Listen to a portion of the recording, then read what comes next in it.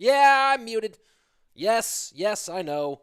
Hello, everybody. Yeah, I get it. Well, I didn't know I was supposed to be live yet. They went off the clean feed 90 seconds early to Team Queso standout Benny, who my mic was in the correct position.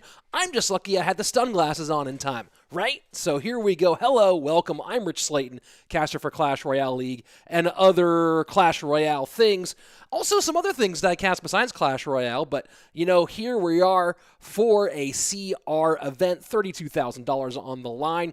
The North and Central American region. So typically it's been NA, just Mexico, USA, and Canada, but they've put Central America into that as well, which I think really beefs up the region a whole lot. And then the LATAM region is really just South America, I believe. So pretty fun today, and we have a really talented lineup and a lot of great matches. And, we talk about great matches. The kickoff match of the day, two of the best-known players in Clash Royale, two top-tier guys in their own ways. On one side of it for our first match of the day, we have Airsurfer, one of the all-time greats, a person who most pro players put on their top 5 list, especially if Airsurfer's in form. On the other side of it, one of the most storied players in the game, the CCGS World Champion. That's, of course, Sergio Ramos, going to be facing off against Airsurfer in the opening match of the day. And that's what we kick things off with, folks. That's going to be pretty wild. Danny Tran, I see you in the chat here. Sorry I missed your donation last time.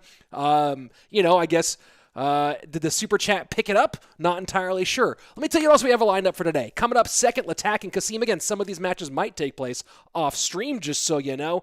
YoSoyRick, who came out with some wild stuff last week here on the show, going up against DiegoE. And then the big story, we'll talk about him more later, Hasiel, who's been murdering it here, currently 4-0, the leader of the NACA region, facing off against Betfas Hearts Expo. And Hasiel, we'll talk more about him later, but he has a chance to make 2021 into a big-time breakout year. Then we have Flash and Pompeyo going head-to-head, Magma and Anaban, and then the American versus American matchup, Boss versus Bag. So it's going to be great all day. Here we go. Actually, they're going to go ahead and show us the actual list of matches, so I kind of just jumped the gun. They didn't give me a run of show, guys. I don't know what's coming up beforehand, but here we go. You see we're doing 2 matches for each player today. So the first match on the left-hand side, second run on the right-hand side, and we're wasting no more time jumping right into the action. Here we go. The CCGS World Champion, member of SK Gaming, and of course you see him now rocking the Chivas jersey. SK in the previous rounds of CRL, but now in this new edition with the home country logo. Sergio Ramos, top of your screen, of course, Airsurfer, who played for 3 different teams in his CRL team career. Started off at TSM alongside Vulcan, OP Sam, and Firewolf. After TSM left the league, moved for the next season over to, that's right, Complexity, in a powerhouse squad that really had very high expectations and should have been a true contender. Didn't work out there entirely, and then moved to Misfits for his final season. And for a minute, Misfits was looking like it was going to be a phenomenal roster, but could not really figure out the math on how to make that team work, especially after the spring season losing Razor to Team Liquid. And Misfits had a great spring, rough fall, but now we're in solo. No teams necessary. It's just Airsurfer on his own. Reminder, folks, this is a very important reminder the whole way through this one. Goblin Drill, blessedly, thankfully, the gods have spoken, not allowed throughout competitive Clash Royale for this month, and that's pretty standard operating practice whenever a new card is released. If it's on soft release, meaning it's only available through challenges, not allowed in competitive, but given the state of Goblin Drill right now, it is an absolute blessing. We'll not be seeing it today. Dual format, of course, would, I guess, keep it sort of under check, but then you'd be playing a ridiculous game of rock, paper, scissors. Nonetheless, Sergio Ramos running a variation of Electro Giant that maybe he was running to play against Goblin Drill decks, the Bowler, and, of course, the Bomber. 2 options in there. Airsurfer running Royal Hog EQ Cycle. First 2 minutes away. So far, it is Sergio Ramos with the lead in both lanes at the moment, but Airsurfer not far behind on that right-hand side. The Earthquake making things a bit annoying, but of course Tesla has the ability to be a little more tricky with that Earthquake than a larger building. And here we go. A nice little lane switch out of Sergio Ramos. Smart play here.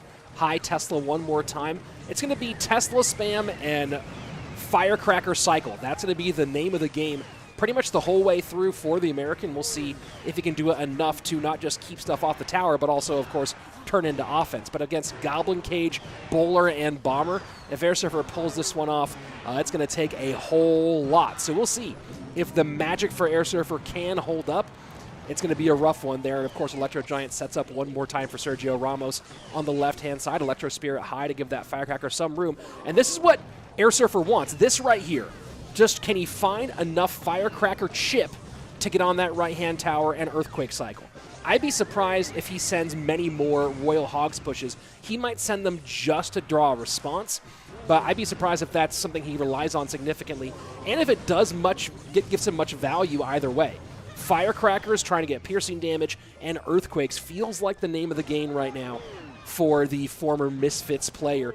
And here we go. This is a decent opportunity. Let's see if he cycles back around to Firecracker again, gets some chip damage. No, he protects Firecracker with the pigs up front and goes for the full EQ push. But Bowler goes high out of Sergio Ramos. A bit of an interesting Bowler here. Forces NATO out as well. Lot on the board right now for Sergio Ramos. Keep an eye on that Bomber on the left-hand lane as Airsurfer has to spend like crazy on the right. Skeletons do come down, and only one gets turned into a pig, but that's one big pig in this situation. Tesla high. Mother Witch going to get some very good damage on that one early as Sergio Ramos has a very healthy Electro Giant working across the lane with a Mega Minion in support. This is dangerous right now for Airsurfer as the Bowler pressure on the right-hand side. It's the overspend required over and over again for Airsurfer to have anything do it. Earthquake cycle in both ways. Now we're in the final 30 seconds. This might actually benefit Airsurfer. He is faster in this situation. He's going to go ahead and pressure the right-hand side like crazy. Going to go those Teslas, spam Teslas like crazy, try to get EQs on that right-hand side. Can he Tesla spam enough, though, to keep that Electro Giant off his tower? Pigs on the right-hand side. Sergio Ramos knows that this turned out horrifically for him. The EQ cycle gets it done, and Airsurfer takes game number 1 of the day. GG, well played for Airsurfer, and that's a nice start for the American. Kaboom! Let's go take a look at the chat on both sides, guys. I know we have both the YouTube chat and the Twitch chat going. If depending on where you want to watch it, you can go ahead and watch on either side here. And I should have some music playing here. Let's see if it's... There we go. There's some weirdly soft background music playing here for this one. Going to go ahead and take a look at Twitch chat for just one moment, guys. Lattack versus Anaban. Is that happening later today? Oh, that music got really loud. Did not anticipate that whatsoever. Here we go. Turning that stuff way down. Sorry for your ears in the chat. What's up, Rich says Thanos. Good to see you there. Tio Rio getting predictions in on the Twitch hand side. Let's see. Twitch. There's some arguments. Airsurfer broken, says Yuso on that side. You guys aren't even hearing the music? You guys aren't hearing the music? Hold on. Let me just make sure we got some output on the music. Oh, that's why. Boom. There you go. Monitor and output. There we go. Random account. Who's Rich Slayton? No idea. You should maybe Google him. I don't know. Such a good match. Go Airsurfer, says Brad on the YouTube chat. Yep, absolutely. Good to see you, Rich, says Sluggish Crow. Thank you very much. Yes, guys, no drill allowed. Maybe I should make a drill ban icon to put on screen for the entire day. Hey, Rich, where can we find the schedule for all regions? I don't know about the schedule specifically. I'll see if I can find that for you. Of course, if you follow me on Twitter, from there you can go ahead and find Revel Amar, who's doing this thing en Espanol. Let's go ahead and jump back into the action. Sergio Ramos feels like he maybe should have been up one, instead going to be down one in this situation. And Heal Spirit, interesting. You don't see a ton of Heal Spirit these days, but of course, you know, you understand what he might be going for here. Let's take a look. Goblin Troll is banned from CRL this month, says Nightbot over on the Twitch side. I tried to read that before I realized it was Nightbot, so hey, good job, Nightbot. Thanks for the information. We all really do appreciate it. And Bowler and Bomber coming out for Airsurfer this time might be going Electro Giant his direction for this one. So we'll see if that's the choice that he's making. The drill is so broken, says David Noriega. Yeah, I believe there's some solutions in the works at the moment, but nothing more I can say about that. And here comes the Sparky. And Sergio Ramos, I believe, has actually been running some Goblin Giant Sparky in this tournament already. So, of course, I'm only casting Wednesdays, Fridays. I am not the caster for this one, a little bit busy on Fridays. For all other information, guys, in terms of the rules and regulations, let me go ahead and link that in the chat. That should be the correct rules.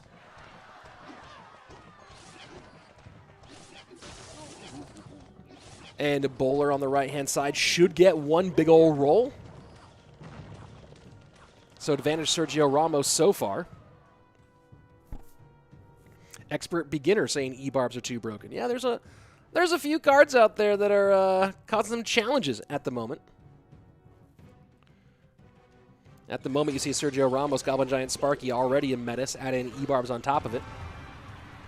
Certainly frustrating, but we saw Airsurfer play through what I would have said is a challenging situation in the last game. That was one of those ones where Sergio Ramos needed to win that in single, maybe in double, but as soon as it got to double, triple, and Airsurfer wasn't too far behind, we were able to see that cycle and span get it done. And here comes the Rage. Will the Rage... Oh, it splashes on that right-hand tower. Just a little bit of a misplacement there, and the Sparky survives with the Heal Spirit. Everything going wrong for Airsurfer in that exchange. He just has to go ahead, reset, and move on to the next one. Oh, boy. Yeah, you see a little smirk there from Airsurfer. He knows that's not how he wanted it to go. Oh, boy. You talk about things that are fun, and let me tell you one thing right now. Getting that splash damage on tower is not one of them. Where can you get info for the tournament? That's the rules right there, Anthony Jazar. I don't know more than that for you. It's so cursed to see E-barbs in the professional tournaments. Yeah, well, they're around at the moment. Sparky is so... Yeah, yep, I agree with you. Harry? Harry, is that it? Harry? I agree with you. But, you know, they are part of the game. But this is why I do like dual mode, is nothing can be, like, overly abused. You know, you can't get some matchup challenges here and there, but I think when done right, dual mode is really, really the best for competitive. When done right is an important caveat there, of course. But it's one of those things where as soon as we started talking, I'm going to adjust my framing here a little bit. There we go. A little better framing for you guys. As soon as you, as soon as I saw the first idea behind dual mode, as soon as I heard about it, I felt like this was going to be the future for competitive CR. Obviously it is, because it's the format for CRL. But it does create a lot of fun. It does also create some more strategic elements for picking and planning how you progress through your deck progression overall. But you have to do it right. Rich with all the flow with his sunglasses OP. Yep, let's go. Here you go. Link in the chat. Gooder. By the way, follow me on Twitter if you haven't already, because I'm doing a giveaway tomorrow tied to this weekend's CRL, another lowest HP challenge, where I'll be giving away not just cash prizes, or one cash prize, but also gooders. So if you think the stunners are fresh, right? If you like the stunnies, then go ahead and enter into the contest tomorrow. There's the Twitter link for you guys. It's only going to... Oh, no, I spammed it. Sorry, I didn't mean to spam it. So you can go ahead and check those out. Let's go take a look at the Pointed SS saying, nerf the Goblin Drill. Please, Rick, nerf it. I'm begging you, I can't. People act like I'm in charge of that thing. I'm not in charge of anything. I'm in charge of no things. I'm in charge of what I say during things. That's about it. So, yeah, I know if you want things changed, get a genie and, use up one of your 3 wishes to rebalance Clash Royale. That'd be a weird use of one of your wishes, but that's my best suggestion. Rich versus Andrew when? Never. There you go. Let's see. Yuso in the Twitch chat saying timeout Rich for spam. It's a very good call. E-barbs needs a buff, says Mars Pro. You new? Are you new? Because I don't know anyone who sees it. I see no contest. The contest is not out yet. It'll be out tomorrow. The contest will go live mañana. That's when we'll see it. So if you don't see the contest, that's because it has not happened yet. But it will. Fadi CR in the Twitch chat saying stand-up comedy again. When, Rich? I'm doing it again. This for the summer. I'm off in the woods. I'm actually miles from civilization right now. We just happen to have good internet. But I'm off in the woods for the entire summer. But I started doing stand-up again now that I'm fully protected. Started doing stand-up again about a month ago, and I'll be back at it again in August once I get back to Texas. But for now, I'm out in the woods. Where's your co-caster, bro? No co-caster today, unless someone randomly messages me who I want to have jump on. But today, no co-casters. It's just you guys and me hanging out for the day with some excellent Clash Royale. Let's go. What time is it here? It's a little bit after 4 p.m. there, the infamous Zaki. Nice try. I see what you're trying to do, but I'm too clever for you, sir. Arrows to stop the Barb Barrel Bats. Opening play from Sergio Ramos, who splits the 6-man 3-3. Cannon Cart Arrows. Gonna be a challenge here. Oh, those standings are not working. So it looks like some variation of Fireball Bait, probably Pigs, out of Sergio Ramos.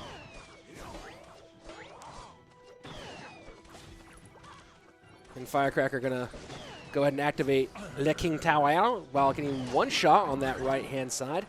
First minute away, and here you go. Piggy's right behind Fireball, not in cycle. Furnace, though, will do some nice work, especially with that King Tower activation already in play. And look at that. Perfect placement there by Airsurfer. Got it going on. Does Airsurfer so far. Invite Morton again. I think Morton is streaming to like 3,000 people right now. I think he's doing a like a ladder push stream.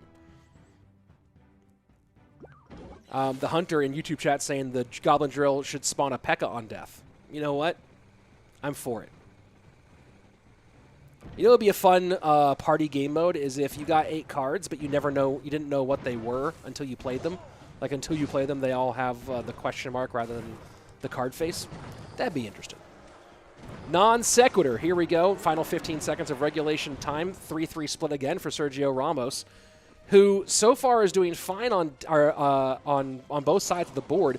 It's going to be interesting to see how Airsurfer defends this over time. He does have the Fireball, does have the Furnace, but there's a lot of troops that require a lot of splash, and as you can see, there's a lot of single target damage in Airsurfer's deck, and there you go. That's a big split. That's a massive split. That's a huge split. That's a ton of damage on both lanes, and just like that, Sergio Ramos putting Airsurfer in a whole graveyard does come out. Flying Machine high. Fireball getting a lot of value there. That's a solid bit of Fireball value, but this is the problem with this matchup. So many options for defending against the graveyard. You have the Bats. You have the Royal Recruits. I mean, heck, you can even use your Zappies if you need to in a pinch to do a little bit of damage and, of course, pull things up. Not to mention the Barb Barrel. So this is a pretty solid matchup overall. IMO for Sergio Ramos. Of course, heck, I could be wrong. This thing could turn all the way on its head come triple elixir, but at the moment, that's a nice bit of arrows, but perfect pickup by Sergio Ramos. Very, very nice to distract the Inferno Dragon, turn it the opposite direction.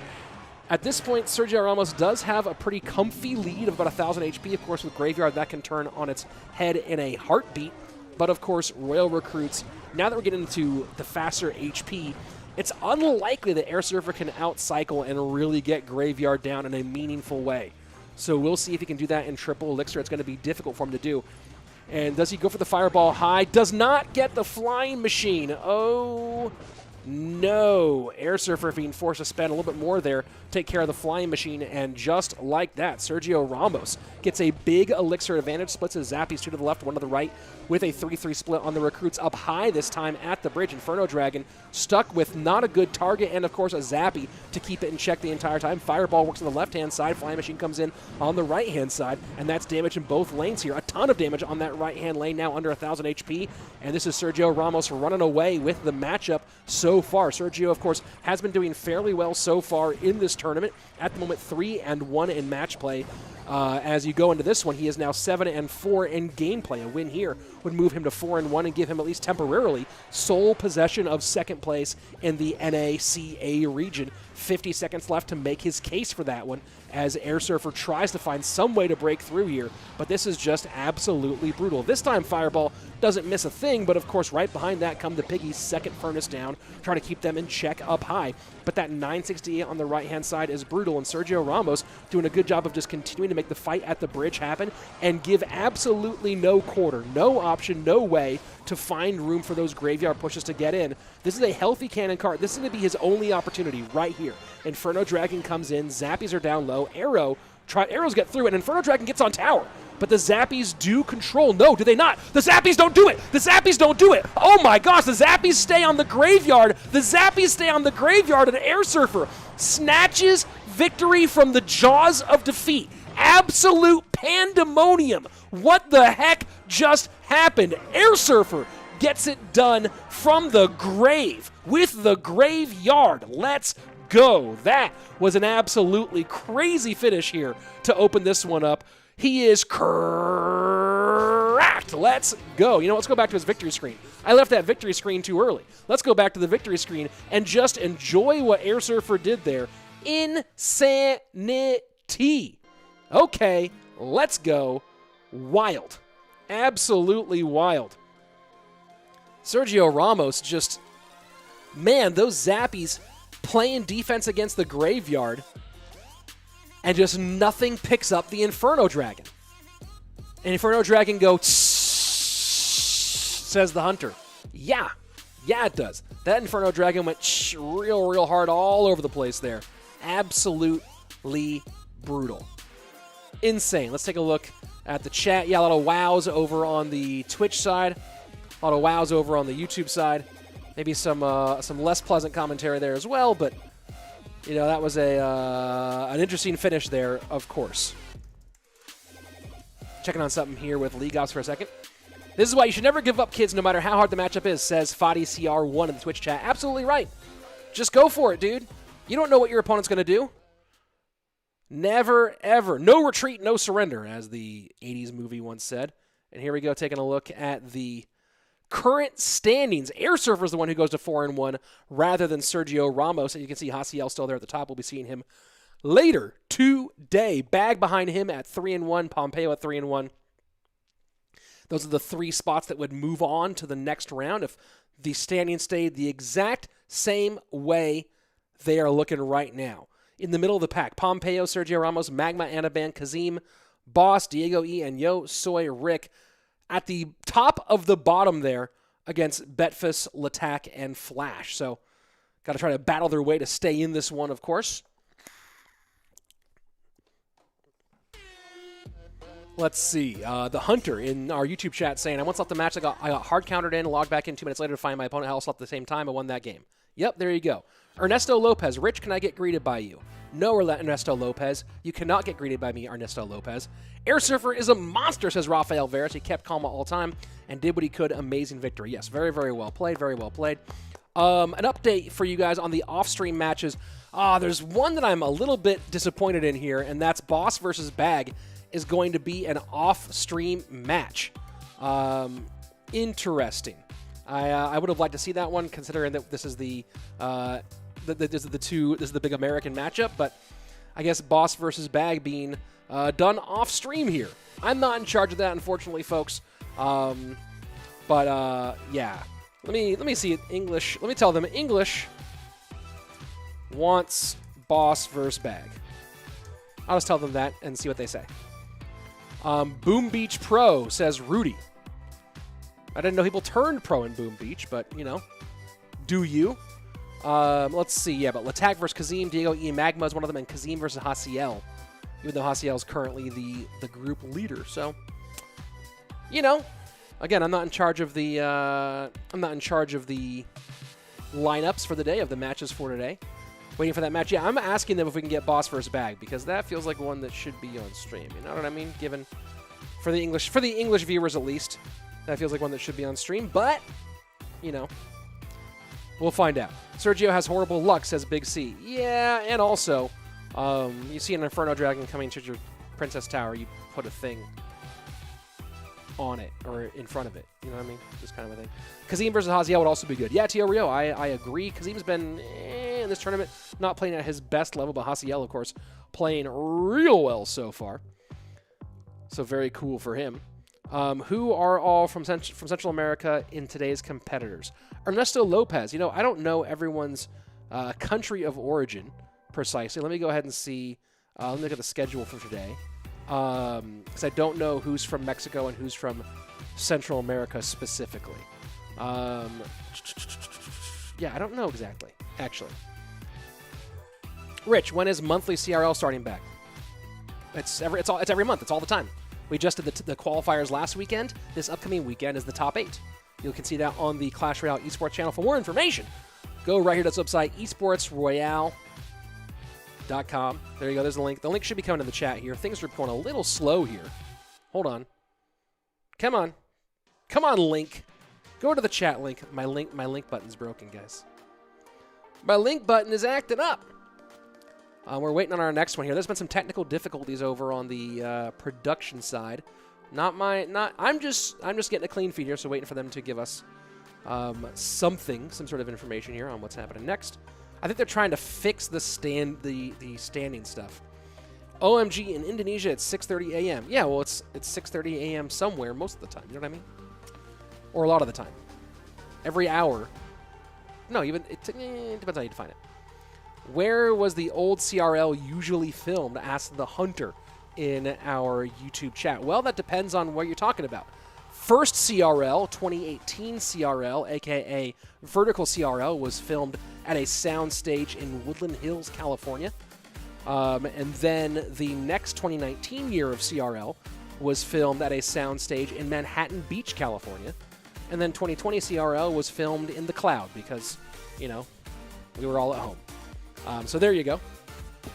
The fun fact about the 2019 Clash Royale League for the West, the studio that we filmed in was the same set of sound stages and studios where they filmed Avatar, and like I think there are a couple other movies and TV shows that were filming there, but the big one's Avatar. So we were on the same lot as a bunch of big movies that you know. Let's see, expert beginner. Rich, what is your opinion on Utah? It's there, and they have scorpions that they encase in like glass and then sell in the airport. That's my opinion on Utah.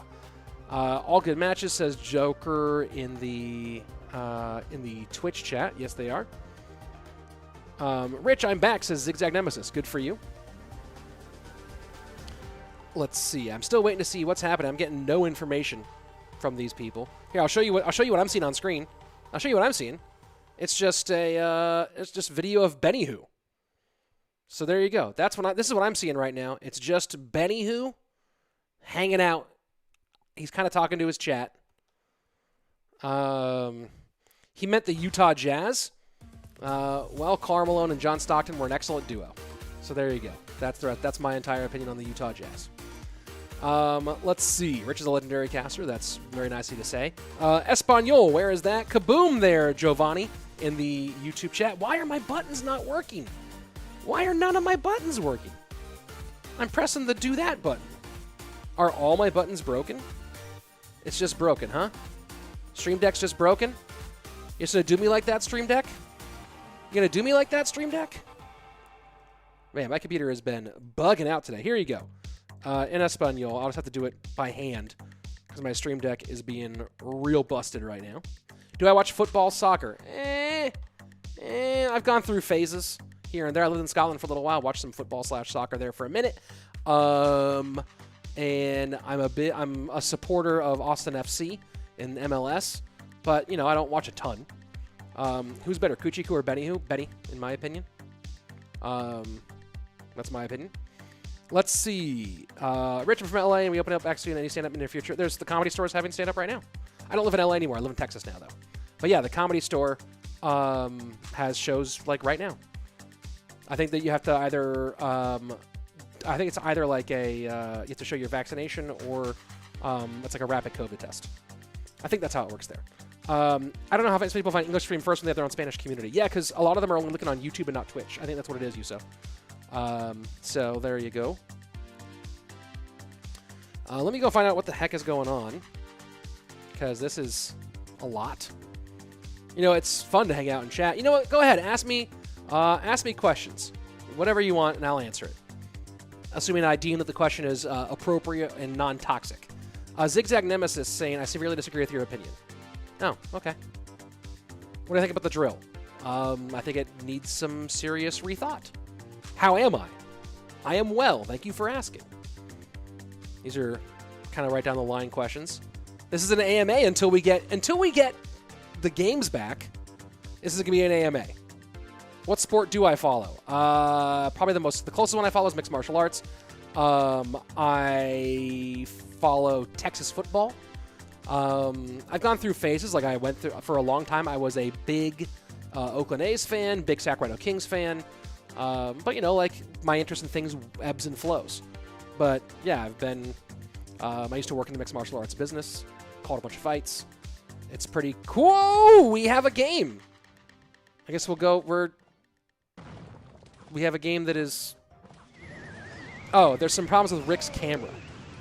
So we're just holding up the whole thing because YoSoy... Oh, here we go. It's YoSoyRick versus DiegoE. There we go. Let's see. Do you think CR should be teams or solo-based? I would prefer teams, but teams is not plausible for a wide variety of reasons. You know, I'll tell you right, like, it's fun to watch as a viewer, and I liked things about teams. Working with orgs is not always, you know, it's not a perfect thing. So, you know, there's positives and negatives to every different solution. My opinion on the OJ trial, it was fun to watch.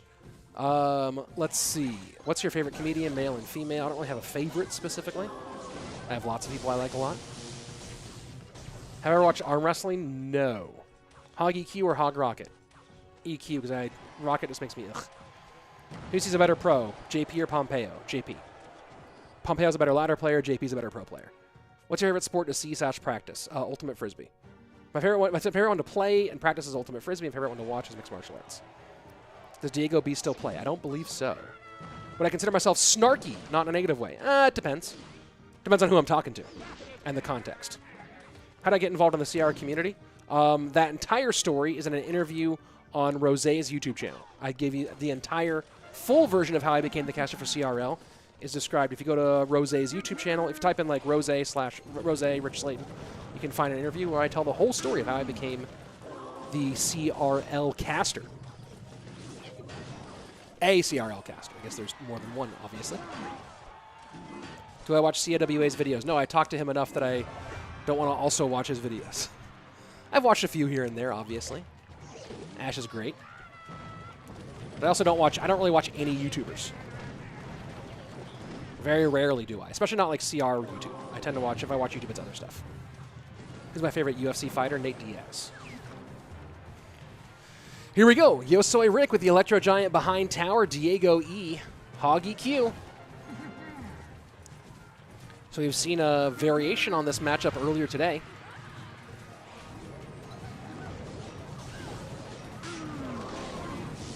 In the previous match. So again, keys to this one going to be preventing early damage, keeping it as close as possible, spamming Teslas, using logs and knockback, etc., etc. Lather, rinse, repeat. It being lightning rather than earthquake does make things, I think, harder for YoSoyRick and in the other matchup. Who I think is better, Pompeyo or YoSoyRick? Pompeyo.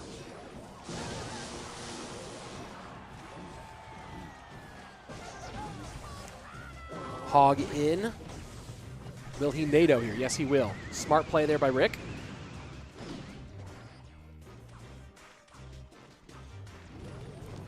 And just some EQ cycle now out of DiegoE. Hey, Hippie1 Kenobi, good to see you there in the Twitch chat. Ever played Team Fortress 2? I have not. Valkyrie cycled for DiegoE. High Tesla, getting that Tesla out early so we can get a second one around. This deck does get around fairly fast, obviously. It is a cycle deck. That's the whole point. NATO's really, really rough when you're running archers in this matchup. But that shouldn't be a problem either way. Not going to worry about that Mother Witch on the right-hand side. She's not a concern at all. Final minute, Triple Elixir on its way. And Bomber in reply. Keeps the Bomber alive here. With that, E-Giant forces the log to be played. Of course, that's going to get a little more damage on tower here. Cage not available, so going to have to go ahead and NATO this one. Happy to go ahead and use that, though. 6:17 to 10:41. Final 35 seconds. It's feeling like it's going to be DiegoE here in game number 1. EQ cycle and plenty of defense. Yeah, YoSoyRick is not getting on tower here. There's no way. There's no way. I've said there's no way before for many things, so could this turn bad for me? Yes, it could. Do I think it will? No, I don't. Mother Witch, though. Mother Witch, though. Mother Witch, though, putting some piglets on that left-hand side. Not going to be enough, though. One piglet gets saved here, and that's going to be a GG. That's going to be a well played. And nice situation here. Guys, we've seen some kind of a clinic be played so far on how to do Hog EQ against Electro Giant. So if you're playing Hog variations against Electro Giant, we've kind of seen a nice little lesson on how that should be done from these last couple of games. Pay attention, folks, if you're finding that matchup challenging. You've seen the math done here twice in a row. Who would have won between Khabib and Ferguson? I think there's no question now that it's Khabib. At the time, it felt like a real toss-up. And Tony Ferguson in his prime is hard to evaluate that matchup, but I still think Khabib is the winner there. Time to have heat applicable today on which pair of Gooders is the best. Yeah, Alpha Moriarty, I agree. These ones today that I'm wearing right now are called Going to Valhalla. Witness! So here you go. Yeah, boom. There's the... That's what these ones are called, the ones I'm wearing today. Going to Valhalla. I like these. This is my first time wearing these. They're pretty fire. I like them a lot. Is 2.6 a good matchup for E-Giant? I don't know. I've never played that matchup from either side, so I actually don't know that one. Let's see. Do I watch boxing? On occasion. But I'm not watching all that freak boxing they have right now. No interest. Mikey from Canada doing some heavy lifting. The powerlifter bringing in a $7 Canadian super chat into YouTube. Get it. Thank you very much. Do appreciate it, Mikey, as always. Great supporter of Clash Royale overall and of mine in particular. Mikey, appreciate it as always. Have I tried other Supercell games? Yep, I've played pretty much everything in the Supercell lineup. I used to play Clash of Clans and Boom Beach before CR came out. I've played Brawl. I used to stream Brawl tournaments on my channel. But CR is my game. Not what I mean. Do I know if Ruben have any Twitch channels or just JP and Menu? I don't think Ruben does any content, as far as I'm aware, but I could be wrong. And let's see, did the clean feed just freeze? Okay.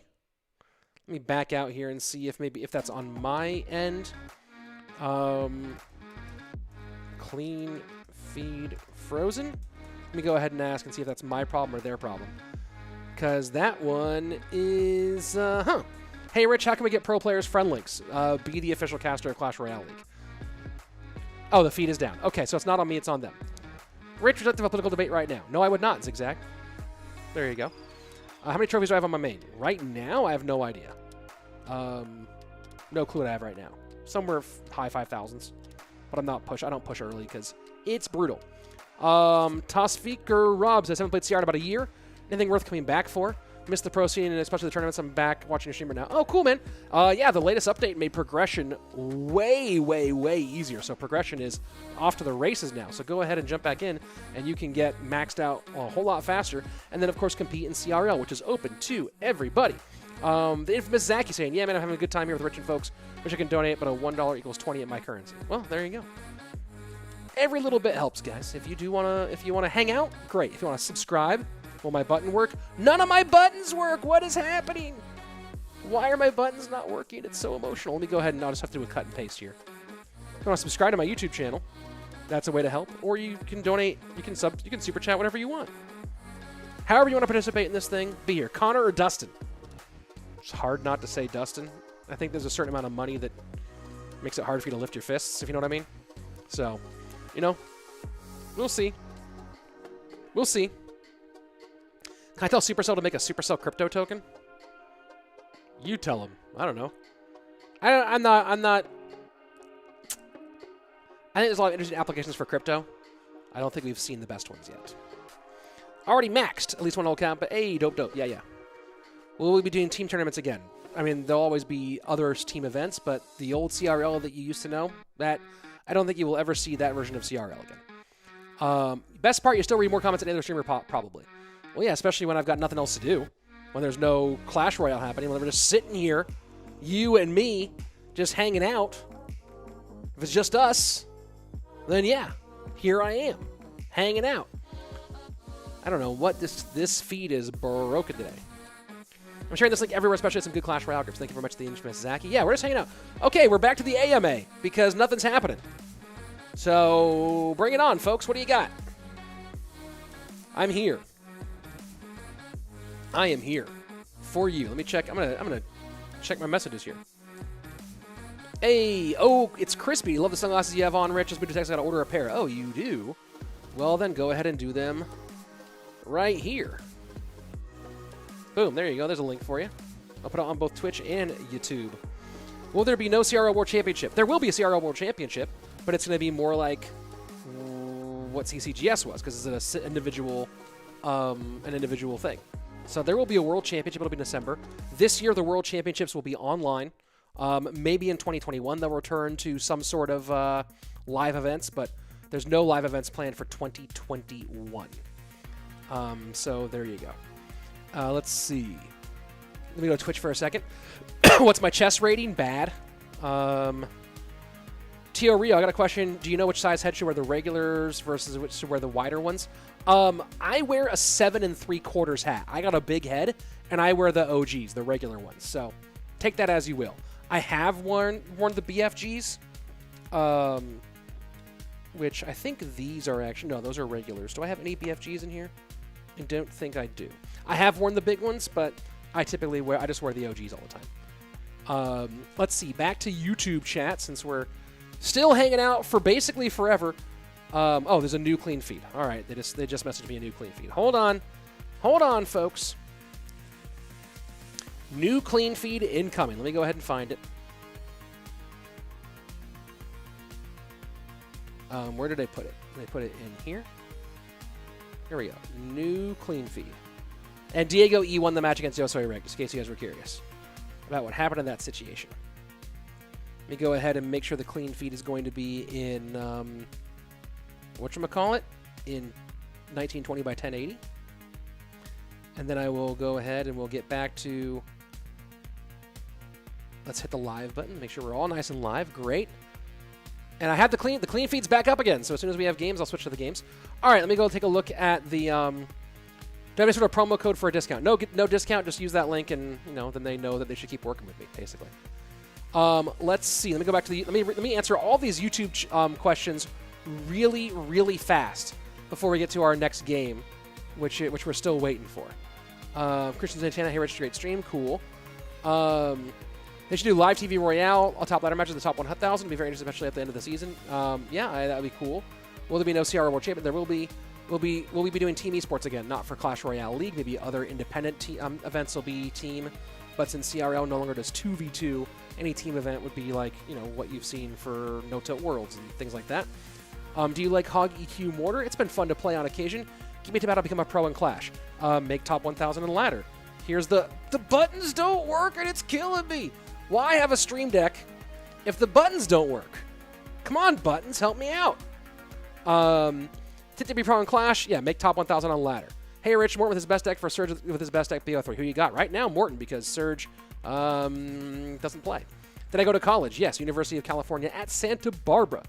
Rich, what do you think of the option to view live match in the top 1,000 ladder? 50-50 on that one. Should I max my spells or my troops first? Depends on the deck. Let's see. Oh, thank you, Infamous Zach. Glad you like it. Yo, is this Fortnite? Yep, it is. I went and played on a phone. And also didn't involve building stuff. Let's see. Most mostly on YouTube check because you ignore me on Twitch. What did I ignore on Twitch? I'll go look at Twitch again, but don't know what you said on Twitch. Dude Mad Talented. He makes professional Clash. Oh, you're talking about me, Kelly Lawrence. Thank you very much. Is the new card OP? Yes. Last time you were here in high school, and now you're going to Case Western Reserve University. Cool. Let's see. Really hate 2 and 2 in the TV AFKs. Yep, I agree. Let's see. I've answered multiple times there will not be a return to Team CRL. That will not be happening. I doubt that will ever happen. It certainly is not happening in 2021 and probably not in 2022 either. And most likely never, but who knows. Rich, when the album coming out, I'm going to text that guy again and see if he's actually editing it. Can CR fix the AFK people in 2v2 game? Nope, people are just able to go AFK. You can't stop someone from turning their phone off or whatever. That's physically impossible. Favorite pro? Well, that's an important question that I'm going to answer by saying, me. But I'm not pro Clash Royale player. I'm my favorite professional caster. Second bad, body chills, so hard to sleep. Oh, that's no fun. I'm basically Joe Rogan with Clash Royale and hair. Sure, I get you. The buttons are pushing my buttons. Yep. No Goblin Drill. Yep. Who's the best technical player in the world? Oof, that's a hard question. Let's see. And that's about it. I think I'm all caught up here. I don't think most supposed to ask any questions on Twitch, so I don't know why he said I was ignoring him. But, oh, here. Fisherman Glitch shown once again. Oh, yeah, sure. Here we go. We're back. Betfas and Hasiel. Hasiel, currently the leader overall in this event. Number 1 in the region. 4-0 coming into today. He's been playing really, really great. Young man A lot of talent there for Hasiel. Playing for LPE Mexico. Or playing in LPE Mexico for Team 7LV. Like I was saying earlier, this could be a pretty big year for Hasiel 2021. Not only is he doing very well in this region, is currently the front runner in NACA to make it to the next stage of the Queso Cup, but also keep an eye on Hasiel for this. Currently at 220 points in CRL for 2021. 220 points, which puts him in the top 70. But more importantly, at the moment, it puts him 15 points behind the top 56 right now. And of course, top 56 is what qualifies you for that play-in, that last chance play-in. The 25th through 56th player will be in the last chance play-in. So 15 points right now behind Boss and 20 points behind Ali and Demas. So you think about that. Right now, one good month, and Hasiel could find himself in the play-in portion, in the last chance play-in for CRL at the end of the year. So we'll see if he continues this solid momentum he's been having so far in this section and continues on. Let's see, take a look at the Twitch chat here for a moment. You know, I'll do Twitch chat after this game is over. Twitch and YouTube chat, I'll answer your questions after this game is over. But for now, let's focus on the last 80 seconds of this game. 1499 to 1988. Royal Giant hits once. Royal Giant hits twice. Royal Giant does not hit thrice. Fisherman pulls it away, but damage done. And now a much shorter lead here for Hasiel than was before against Betfas. Final minute triple elixir coming. Going to go P.E.K.K.A. and maybe Cage here. There we go. P.E.K.K.A. Cage. Smart P.E.K.K.A. Cage there. That's the way you want to sequence that, and want to know why? Because of what you just saw from the Fisherman. That's why he sequenced it in that order, was to make sure that the Fisherman did not pull the P.E.K.K.A. away from the Royal Giant and take all that DPS away. And there you go, just like that, a lot of trouble now for Betfas. Huge swing towards Hasiel as he P.E.K.K.As one more time.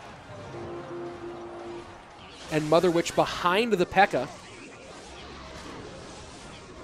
as Fireball does make a little bit of room here. Pigs keeping the E-Barbs up high, but for how long? Royal Giant down, E-Barb in front. This is difficult for Hasiel. Has to go with arrows, but one E-Barb hit does come in as the Bats go and start trying to work on shredding that Fisherman. Mama P.E.K.K.A., can she stop that Royal Giant? No, she cannot. Fireball in. Graveyard has to come down. Fireball not going to be quite enough here. Will arrows do it? 391 to 410. The log not going to get there in time, and Betfas cannot believe it. Very, very frustrating right now. Very frustrating for Betfas as Hasiel pulls it off with the last-second Fireball arrows combination. Very, very nice work there. So far, Hasiel continuing to be absolutely dominant in this event. Not only is Hasiel 4-0 in match play, also 8-2, well now 9-2 in games after that win. So very nicely played. Let me go ahead and take a look at some of this Twitch chat for a moment. Let's see. JP3 saying goodies for the win. Yep, there you go. Bringing out the casting headset for the Queso Cup, those comfy brand. These are the Audio-Technica BPHS1 headset. They're sort of like the entry-level broadcast headset. I might upgrade to the 2 in the future, but these seem like they've been doing the job for a while. Here, I'll take them off for a second and show you the BPHS1s.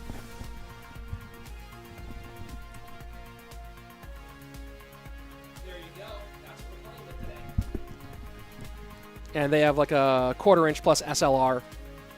1/4 inch is the input, SLR is the output. Goes into my Focusrite Scarlet 2i2. And there you go. Yeah, that E-Barb hit was brutal. Well, that's a cool way to get banned forever. That's fun. Let's see. Got a clan? Yep. They're still normal players. Technically, they're only pro if you compete with these guys competitively and for money. Hold on. Let's go back and take a look at some of this stuff. Let's go ahead and jump into gameplay. Let's see. Going back to the YouTube chat here for a moment as we start our next game.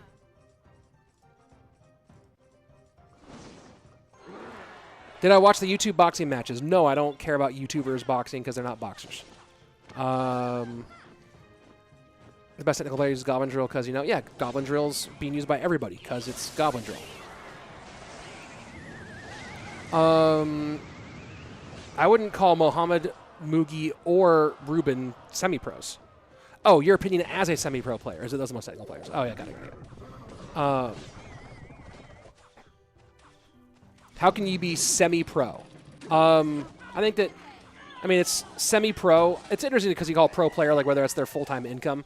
And that's kind of not the case in Clash Royale for many from a competitive standpoint. But, you know, semi-pro. Have you made a little bit of money? Are you competing in sort of like the B-tier stuff? That's what I call semi-pro at this stage. That's what I'd say now. You've won a little bit of money here and there in competition, and you're regularly appearing in the mid-tier tournaments and events. No Tilt League, for example, is a semi-pro competition. Let's see. Someone got banned over on Twitch. Can you explain CRL format to start following the pro scene? Here you go. CRL format is the link. My things are all broken. I think I actually have the link right here. Here is the link to the full rule set and other information for CRL 2021. But here's the simple version of it. Top 1,000 ladder finishers of each season qualify for a tournament. It's four Swiss brackets up to 250 people.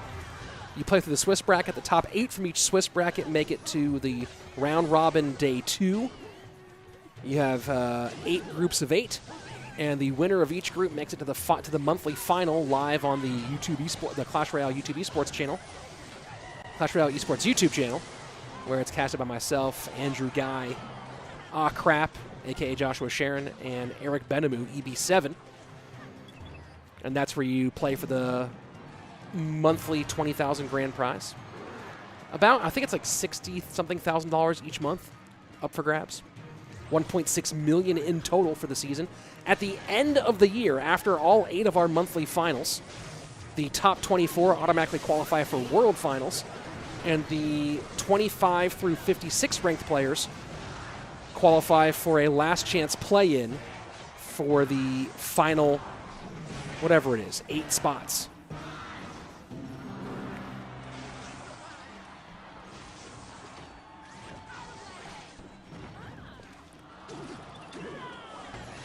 Betfas is willing with minor XE Loon.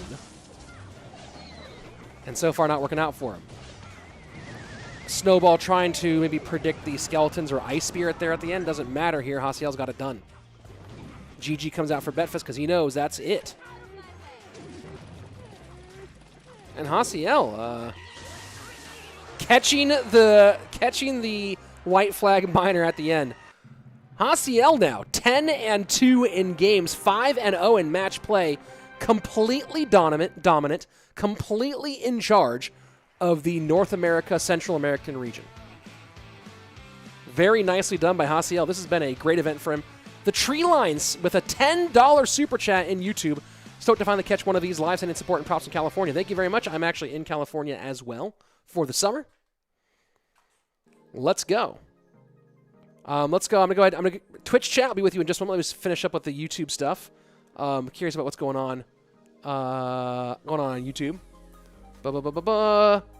Nothing else important. I don't think. I might have missed something. Do I expect an emergency nerf on Goblin Drill? I expect there's going to be something done pretty soon there. Let's take a look at Twitch for a moment. Miner got an indirect speed buff. How did that happen, Mos Bosa? Missed the NATO. Yeah, not so good. How come there are no girl players? How can you get more ladies involved? There are many women who play Clash Royale. I don't know how many are attempting to be playing at the pro level. But there's a lot of women who watch the stream here, and a lot of really great women who are content creators. Brawl Stars seems to attract more women as content creators than Clash Royale. I don't know why that is. I think Brawl Stars is like a really fun game, but it seems to attract more. But yeah, it's if a woman puts in the effort and gets to the level where she'll make top 1,000 ladder, she'll be in CRL like anybody else. So there you go. Let's see. Not what else? What's happened on Twitch? Let's go back to YouTube here. And again, thank you very much, the tree line. You've always been pretty rad. We had Hasiel LA for our competitive team. Unfortunately, had to take a break from CR. Yeah. Yeah, I think there is going to be some sort of nerf coming from what I gather. Let's see. I will donate £10 to you on the weekend during CRL. Thank you, Zigzag Nemesis. I don't stream CRL. That's from the Clash Royale Esports YouTube page, but cool. Thank you. Do I think matchmaking is rigged? Not at all. And if you think it's rigged, then that's maybe part of the reason why you're not pushing up as high as you could be. Get some Ray-Bans. No. Ray-Bans are overpriced and not as fresh as these bad boys. There's some women's only leagues. Yeah, very cool. Hog Tesla's the most skilled in this meta. Interesting thought. I'm not entirely sure if I agree with that, but it definitely has the most outplayability. Super hyped for CRL this weekend, says Kelly Lawrence. Yep, finally it's going to be super fun. Did you hit Morton up with some glasses? Yeah, he'll be getting some from. Don't you worry about that. Morton's gonna be getting his gooders pretty soon. Weekend CRL, the actual top 8 of CRL is always streamed on the Clash Royale Esports YouTube page. Is Giant Double Prince good in this meta? I don't think so, but I don't know for sure.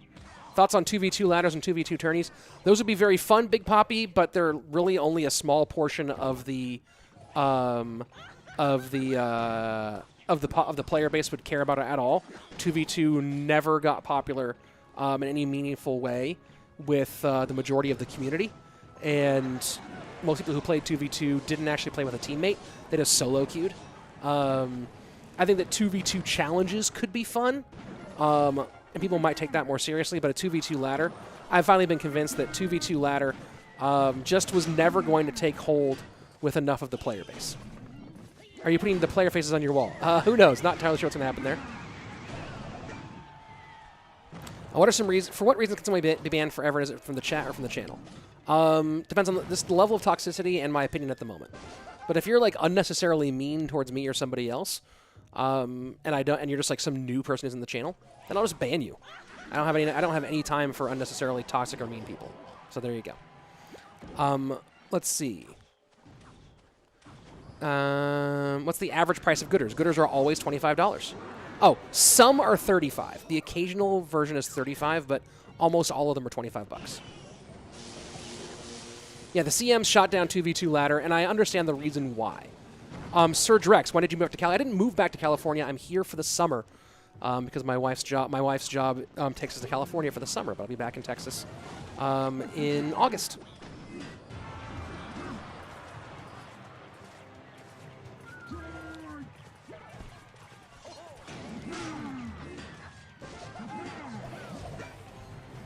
Pompeyo with the Royal Hogs Mortar EQ.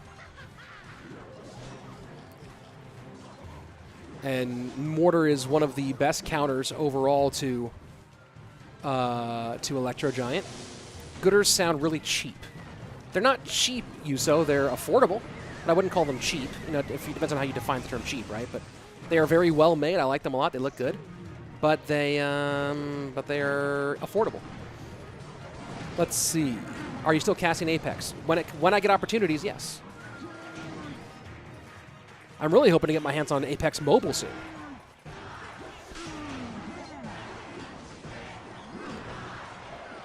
Boss versus Hog. Who do you think will win? Versus Bag, you mean? Is that correct? This feels like it should just be Pompeyo marching to victory here. No real reason, in my humble opinion, that Flash should lose this one. Sets up Mortar to the left-hand lane. And Lightning turns the cannon into another building to stop the Electro Giant. Delivery down, Musketeer low. This is going to be the whole lather, rinse, repeat. Unless Pompeyo really overcommits at some point, there's no way for Electro Giant to get through here. Do you always make a stream of Clash Royale, says the Batman. On YouTube, on this YouTube channel, I only stream competitive Clash Royale events, and then I put up YouTube content. On Twitch, I stream whatever. So I stream some Apex on Twitch, whatever it is. I don't stream a whole bunch in general, though.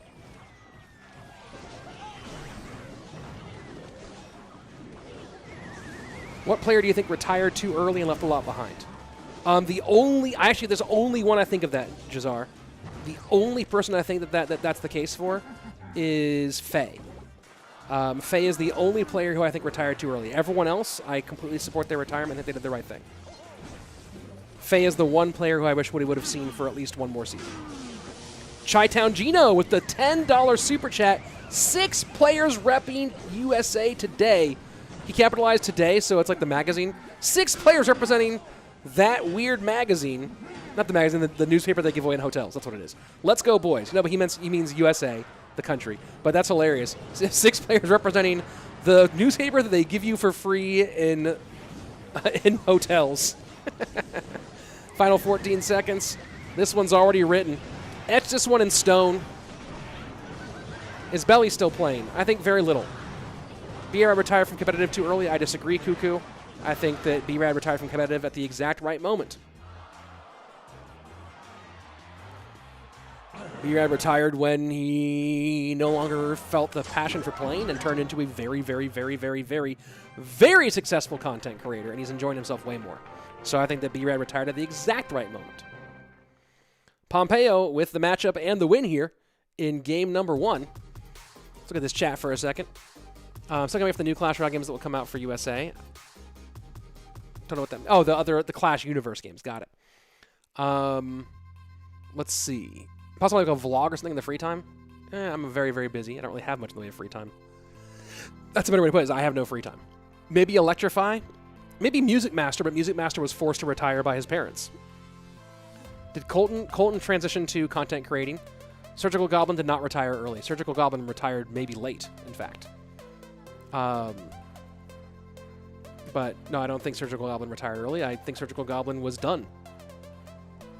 So Surge won a world championship. I would have walked away after that, but the money was too good.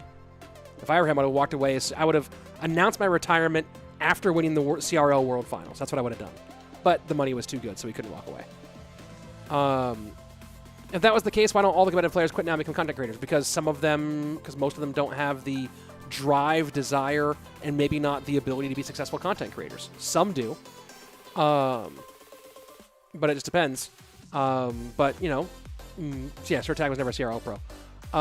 But yeah, because some competitive players, like being a content creator is a hard grind. And not everyone has or wants that. And some players also don't really have the personality for it, right? Let's see. Music Master had more time in his career, but gained second in the first ever, well, not CRL, and CCGS. Yeah, Faye is my number 1 on that list, though. Like, the number of teams that could have used his level of 2v2 in the 2020 season, massive. Absolutely massive. Zigzag with the hot trolls on the YouTube chat. Let's look at the Twitch chat here for a second. Let's see. Someone asking. Okay, yeah, Twitch chat's silly. Was I around for Marcel P? True, I'd eat from before the Clash days. I know who Marcel P is. I don't think I ever watched him play though. Let's see. Tolly still plays now as a pro player. Hi, Rich says Mosbosa. How are you? 275 watching. Yeah, actually, this should be like way more, but I guess they never did put it in game like we were meant to be.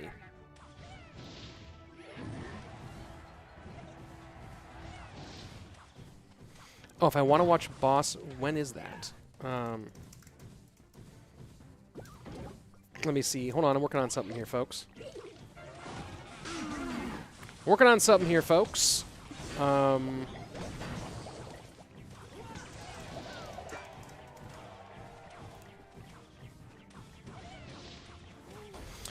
Give me a minute here. Oh yeah, guys, you haven't yet. Do, as Omotayo says, like the stream. That's a good idea. Like that stream. And also, if you haven't yet, if you're new here for some reason, subscribe to my YouTube channel. Mikey, I'd like to see Chachi go a bit further. Chachi did what he did. Chachi's a very, very good player and a much better player than most players, but there's levels at the top level, and Chachi himself will admit that he was not the same level as those guys. But a great content creator and a good dude. And a great player. You know, there's good, there's great, and there's elite, and there's world class. And is what it is. What happened with Vulcan? Vulcan decided to move on and do some content creation, but mostly focus on college, which, again, I think is the right move. you'd be hard. Like I said, there's very few pros who I think shouldn't have retired from competitive Clash Royale when they did.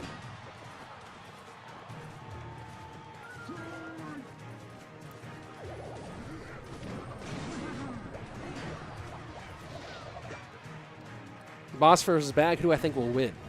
Not sure.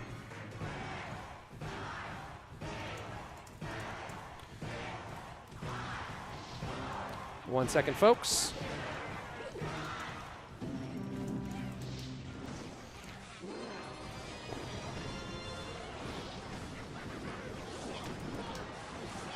Oh, well, that's disappointing. All right. Do you manage to get production to show Boss versus Bag on stream? No. What I'm trying to find a way for. Let's see.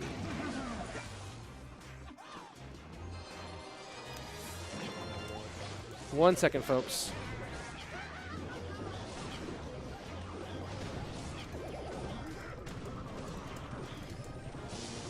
I'm checking on something. Give me a moment. Flash wins game number 2, ties things up. Pros these days don't seem interesting. Circle Up and Morton era was good. Well, also there's a. I think the pros are very interesting. I think that it's harder when you're not seeing the pros on screen. It's harder in the same way. It's harder to connect, right? When they're not in studio, not together. Like just it's harder to connect with the pros given the current situation. But honestly, I think that this batch, like, if you look at let's look at the leaderboard right now, right? Let's talk about the CRL leaderboard. Where is it? I have it right here. Right? Like, I'm going to read you the top names of the CRL leaderboard. And if we were seeing them compete in person, I think you'd agree it would be compelling stuff. Mohammed Light, Samuel Basoto, Viper, Anaban, Ruben, Morton, Hazard, Line, Sandbox, and Lucas. That's just the top 10 right there.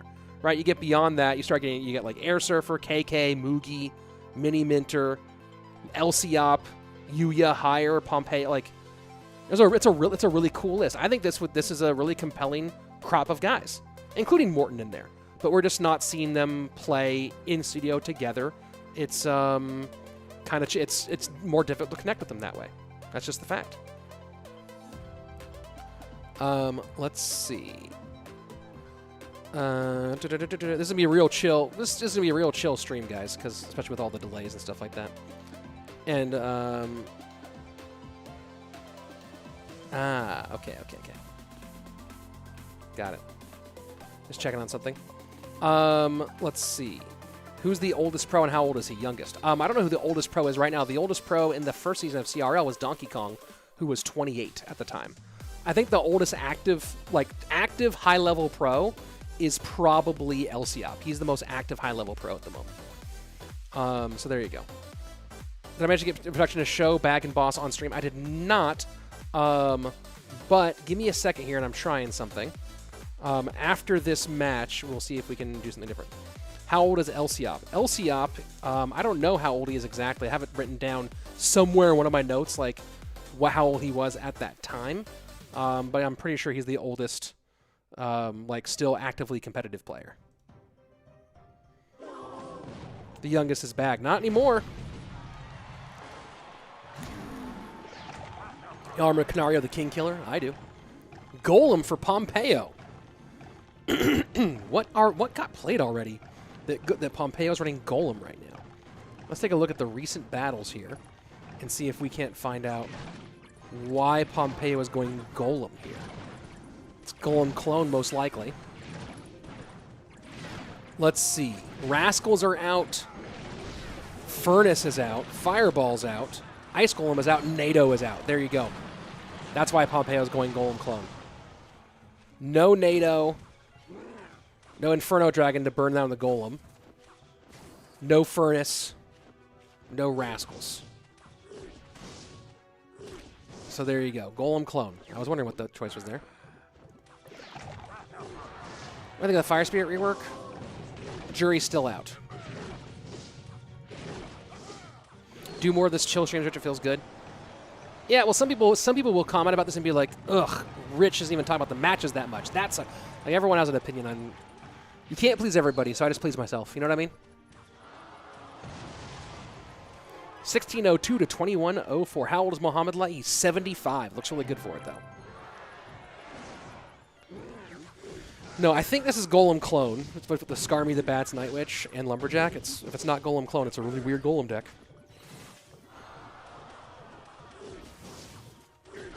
Let's see. Look at the chat here. Elsip been playing CR since before I was born. Yeah, that's hilarious. Maybe accurate. And Meatloaf here. Yeah, I see what you mean. Not everyone's gonna like what you're gonna do. Yeah, you have to be willing to not please everybody to please anybody. You know what I mean? Not what I mean. Here we go. When will the big clone push come out?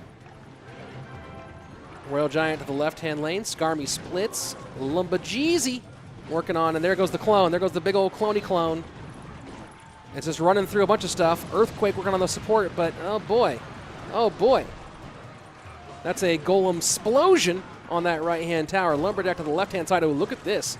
Pompeyo going with the Skarmy. Both towers down, and this is why Golem Clone is still broken.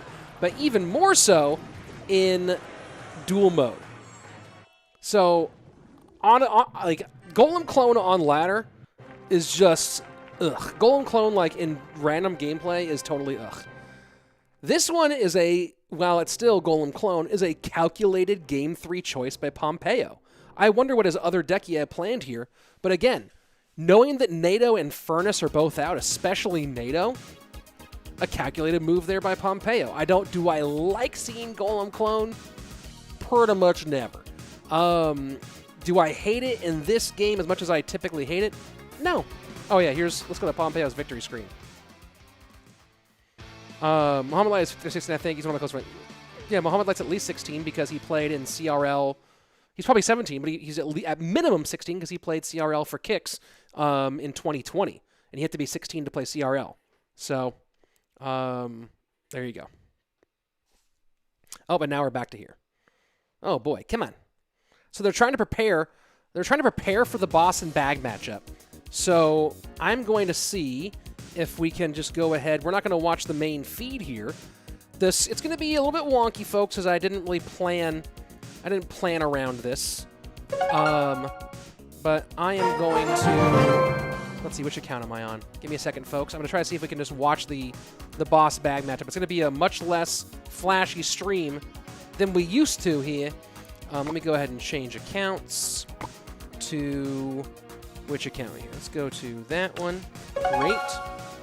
I'm going to go ahead and try to, let's see, let me go ahead and find this. So we're going to watch Boss and Bag. It's not going to look pretty, but we gonna watch it, folks. Let me see, where's the clan link? Here we go. Here we go.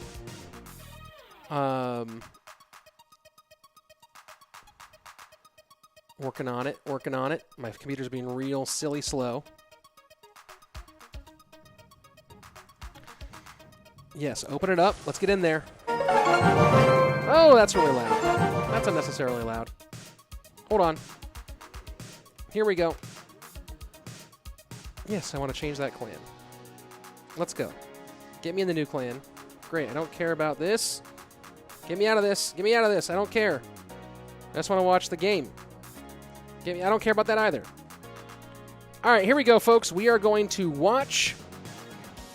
It's not going to look pretty, but it'll be on screen. Here we go. Boss versus Bag. Man, this is just real grimy. Hold on, let me go ahead and add I can add some things in here while the gameplay is happening, so that it's not quite so sparse here. Let's go ahead and add my face cam, nice and small down here. For Boss versus Bag, you'll get face cam while we watch the gameplay. Look at that. It's not properly cropped, not properly framed. What is happening? Why is this so terrible? Well, because this wasn't planned. But we're doing this so you can watch the off-stream match, folks. That's what's happening. How do pros get a max account before becoming pro? Grinding GCs.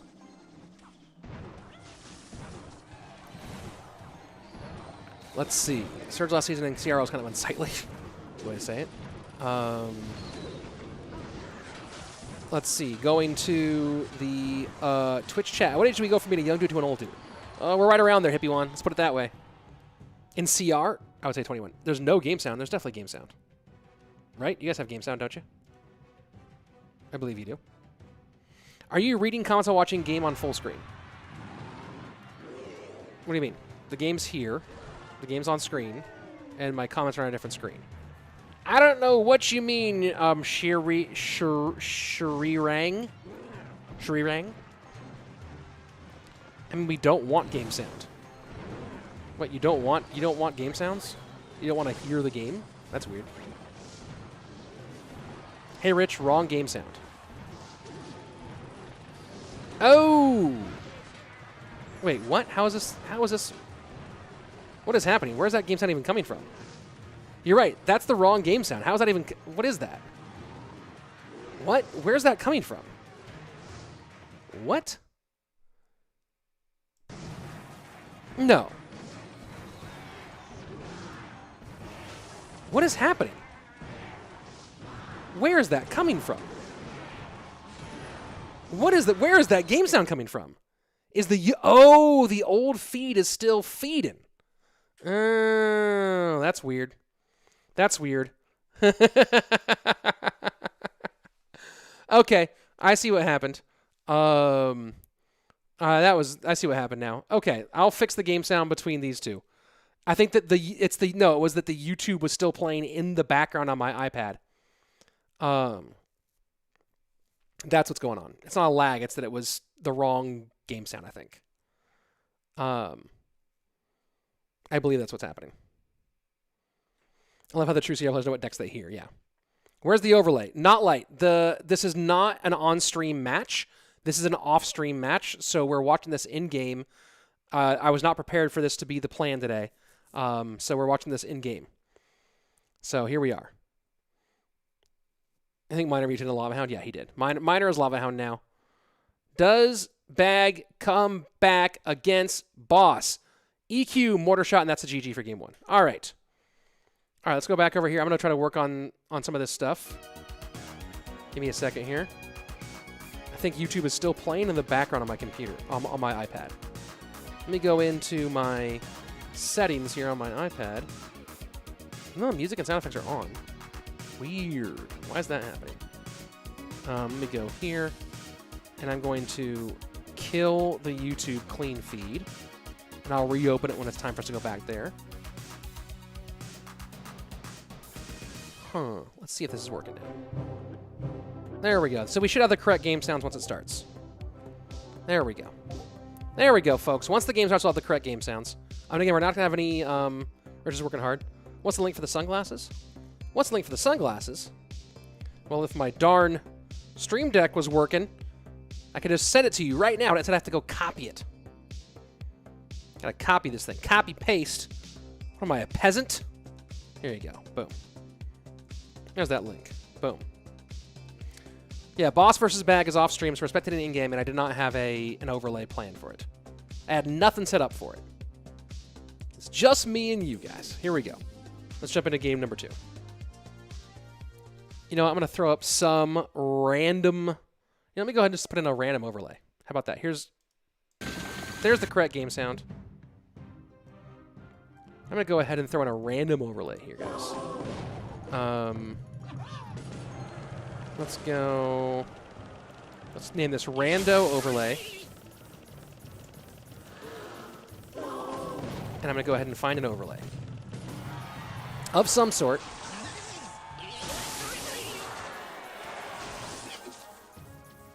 Here we go. Let me find one. That's not what we want. That's not what we want. Oh, do I have like a generic one that won't offend any sensibilities because it's not the right one? Hold on. Trying to find a rando overlay for this, guys. Give me a second. One that I can really use. Oh, you know what? I'll just do this. Boom. There we go. And you know what? I'll just move the overlay over so it frames it better. Then I'll move me up. And there you go. None of this looks good. None of this looks good. But at least we're not having just a big black empty screen. Cuckoo. This is a private question. You don't really have to answer that. How did you, your wife, and you meet? We met as camp counselors. at a summer camp. There you go.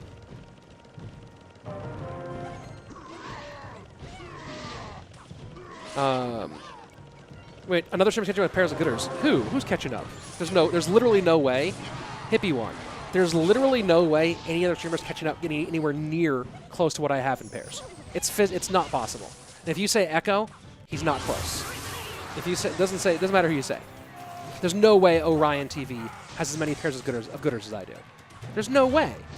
There's no way. Orion TV is, first of all, I didn't even know he's rocking gooders. That's hilarious. But also, hold on. I'm gonna go, there's no way. I almost feel betrayed. Let me go find him. I also don't know, I think the first game 1 was boss, right?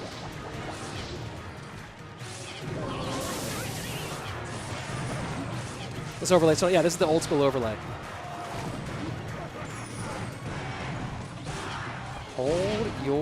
Hold the phone here, folks. Let me mute all this stuff. Orion TV out here rocking gooders. This maniac. And I mean that exactly how it sounds. Absolute maniac. Let me go check these clips out. Oh yeah, there he is. Rocking the whites. He's still not, even with 20 pairs. Orion has 46 pairs? What? Hold on, I'm actually gonna DM Gooder right now and be like, do you guys work with Orion TV?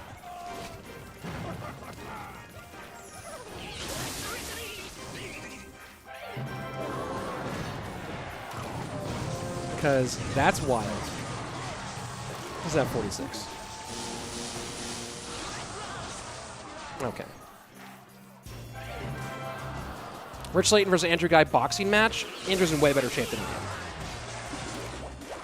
am. Andrew's in way better shape than I am. So I get cracked. Also, Andrew's Taekwondo is legit. If I were in decent enough shape, I would in jiu-jitsu I'd beat Andrew, I think. But in like a stand-up fight, Andrew would whoop me, I believe. He's like a legit Taekwondo guy. And his hands are probably better than mine. Like, probably by a large margin. Final 30 seconds. 596, 522. Does Boss take the win and the bragging rights here against Bag?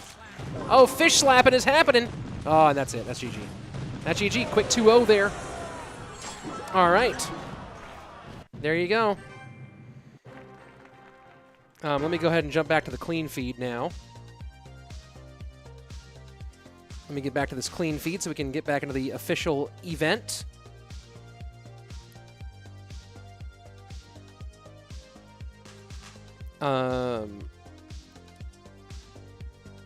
Let's see. Hold on. Getting the clean feed back up, folks. Man, this music is great. It's the greatest music of all time. There has never been a song as good as this one. Here we go. We should be back up there with the clean feed. I'm going to have to go ahead and do some cleanup on the clean feed here. Let's get rid of that overlay. Let's get rid of my camera. Wait. There we go. Boom. All right, clean feed is back to being clean, and we are back and ready for our next match. Rich, where did you learn jiu-jitsu? I started at Street Sports Jiu-Jitsu in Van Nuys, where I started training with Chris Lissandro, who got his black belt from Hanato Mongo, who got his black belt from Jean-Jacques Machado. Machado's, of course, being the Gracie Cousins lineage. And then I moved from there to D'Artagnan's in North Hollywood. And then after getting a lot of injuries, I switched to Muay Thai, which I've never been great at, but I kick pretty hard. But still, in a stand-up fight, I believe Andrew would ruin me. If we get to the ground, though, I have a pretty good shot. Do I watch Euro, Rich? I have not, but I was on the Champs-Élysées in 2000 when France won the Euro. So that was fun. Oh, Ryan is out here rocking gooders. I'm still stuck on this. I messaged my gooder people to see what's up. Gotta find out if someone's trying to take my crown, take my throne. Hey, Rich, is NCR music here allowed to be played? NCR? What's NCR? Non-copyrighted? Well, this is all my music comes from Epidemic Sound. And here, let me turn this sound back up from the clean feed. Did you watch Naruto? No. Didn't do it.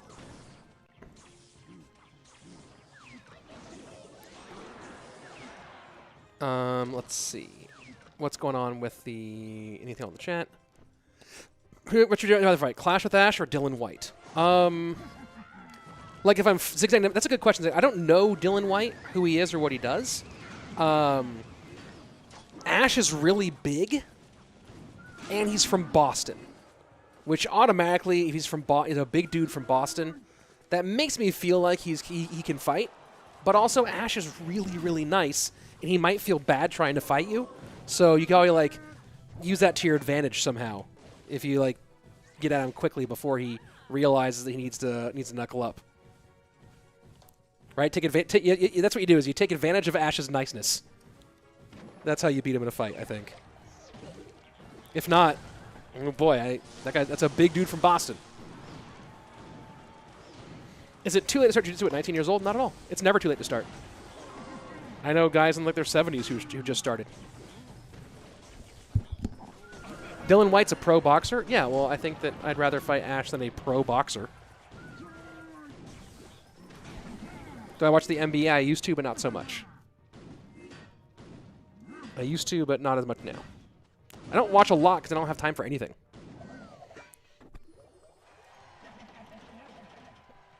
More people join up. Chill Stream certainly gain new viewers. I don't know. Maybe. Let's see where we are. Let's see where we are on the sub count. Have the chill streams turned into new subscribers? That's the real question. Have you been convinced? Are you a first timer here? And have you been thusly convinced that this is the cool place to hang? Also, can anybody fix my Stream Deck? Why is it broken? Stream Deck? What's wrong with you, Stream Deck? Hold on. Here's the sub link in the chat. Let's see. There we go. Nodder Ayesh saying, Rich, Ash will get on your head. I don't even know what that means. But I don't know. He's a big dude from Boston. He can probably fight. That's my guess.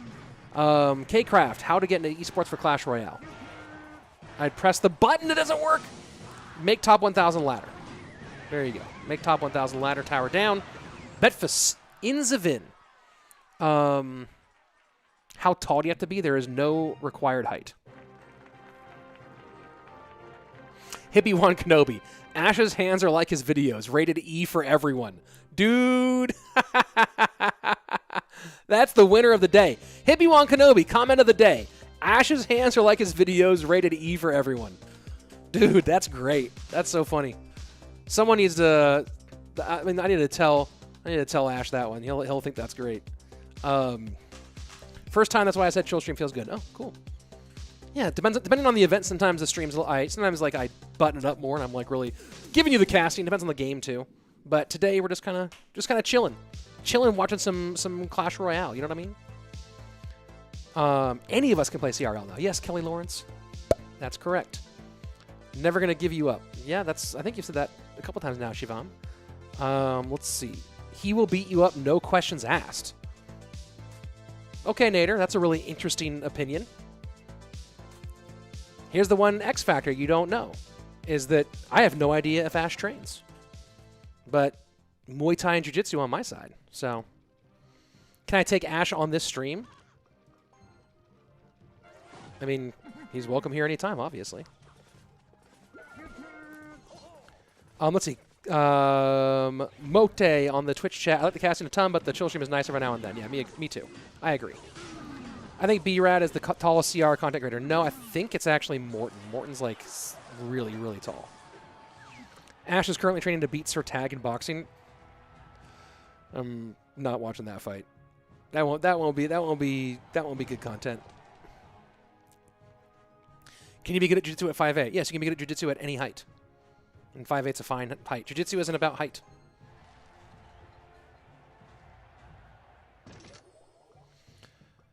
Okay, well, you wanted the content. If you're an Expo fan, if you're a Betfas fan, here you go. Can he get the win here against Sergio? And he gets the connection. And he gets the connection. Nice zap there from Sergio Ramos. You'll bet money on it.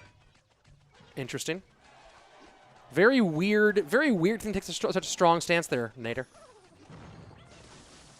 It's a very strange thing to take that strong of a stance on. Yeah, right, Cuckoo. I was having the same question, right? Do you mean like have on the stream or... Oh, Expo connects again. Morton is 7 feet tall. Morton's so tall. B-Rad is not 5'6". B-Rad's like 6'1", 6'2", I think. But Morton's a giant. Morton's insane. Morton's insanely tall. Macarian, this dude. Which dude? The guy who's like very obsessed with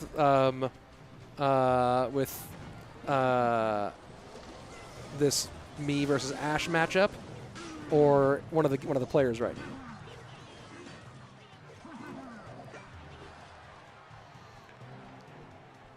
Rich is 5'8". No. Rich was 6 feet tall and apparently is like just under 5'11" as of my last doctor's visit. I think it's all the back injuries I've had. But I guess I've reached that age where I'm now shrinking. But yeah, I was a firm 6 feet tall in high school, and I guess my spine has compressed, and so now I'm like 5'10" and 5/8 or 3/4 or something. It's very embarrassing. It's very disconcerting to have been a 6-footer and to no longer be 6 feet tall. Morton is 7'4". Yeah, Morton's so tall. And there you go. Expo takes another victim. And that's a nice win there for Betfas overall. Morton is another level of tall. Yeah, Morton's really crazy tall. I guess all the Dutch people are tall. Well, Morton's not Dutch. I don't know if you know that. Bro, you shrunk? Haha. Yeah, dude, I was a firm 6 feet tall in high school. And I went to the doctor for a checkup like a month and a half ago. And they were like, yeah, you're just under 5'11". And I was like, no.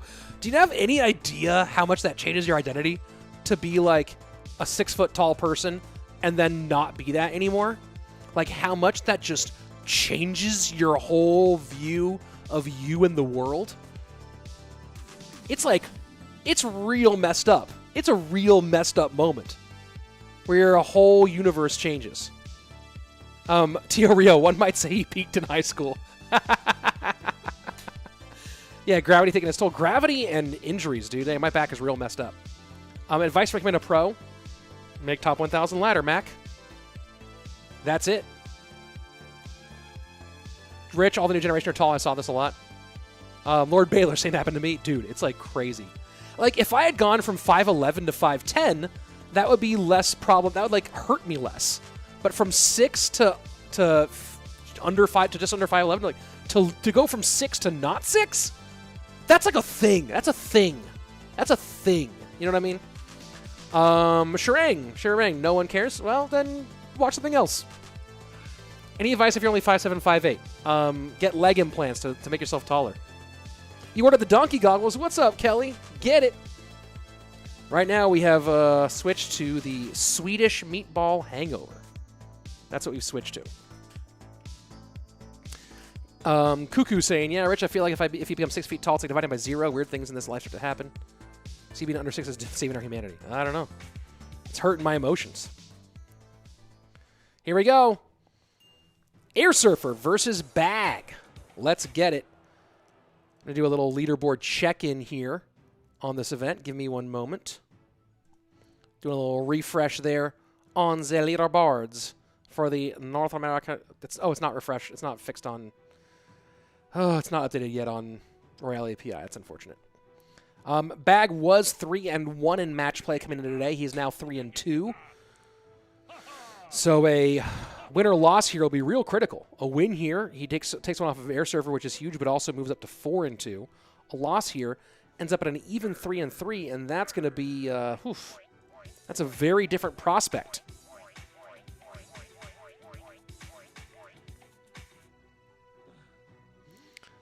What injury did you have? They've had a cascading series of them. But yeah, I have like some pretty rough lower back issues that come and go. So there you go. But one might say he peaked in high school. That's comment number 2. But the Ash's hands are like his channel, rated E for everyone, is hilarious. That's maybe the funniest thing I've seen on stream in a long time. Shout out Hippie Wan Kenobi on Twitch. I said, no, in fact, playing mid ladder and CR will cause you to shrink. Yeah, it's really funny.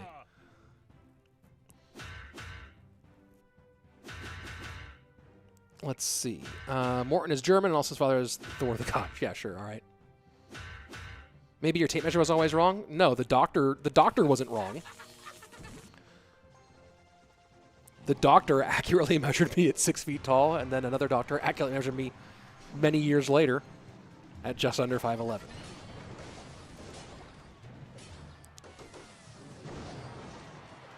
Why is it in Spanish, says Ryan Newton? Well, because it's a Spanish production company. This is the Queso Cup. Team Queso is producing this, so there you go.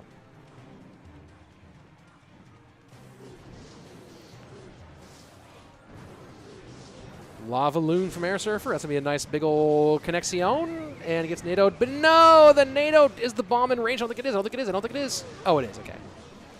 But still, a lot of damage plus fireball value.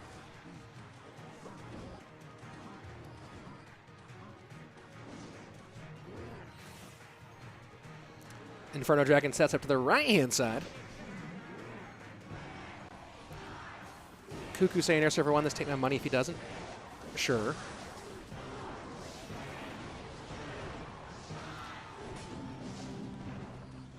$11.76 to $10.02 in the right-hand lane. Oh yeah, I was going to check to see what the subs were today. If we got a nice little bump on subs today, or if, well, it says I'm at 25K, which by the way I hit 25K earlier, I think last night or this morning, so that's fun. GG's on 25K subs on YouTube. 25,083. That's the current sub count. Well, let's make it even bigger, folks. If you haven't subbed yet, go ahead and do it right now. Thank you, Cuckoo. Appreciate it. First time seeing guards in a while, yeah. Is it possible since Casino Life you're only 5'7", 5'8"? Nope, you might as well just pack it in. Will you shrink more, Rich, or can you get to 6 feet again? I don't know if I can get back to 6 feet tall. It'd have to be like surgery to fix my back. I don't know. I think I have some compressed discs, some compressed discs in my back. Sorry, the stream froze. I have some compressed discs in my back.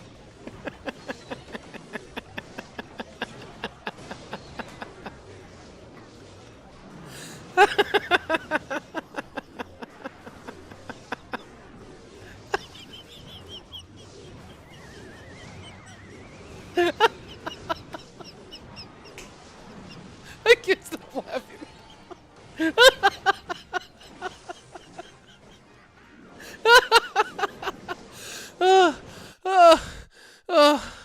Why does the stream keep freezing?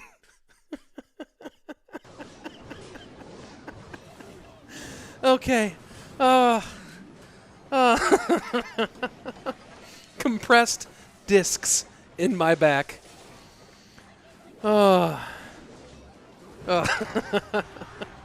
And I think that's a big part of it.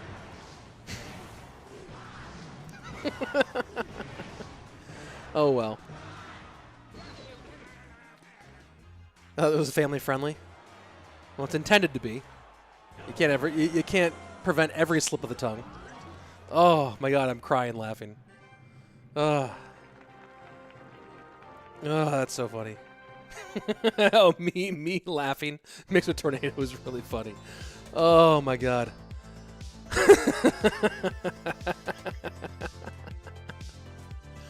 Oh, that's so funny. Keep this family friendly, please. Yeah, I am generally. That one was just a slip of the tongue that you can't ignore when it's that blatant. I need to stop saying words that are slippable.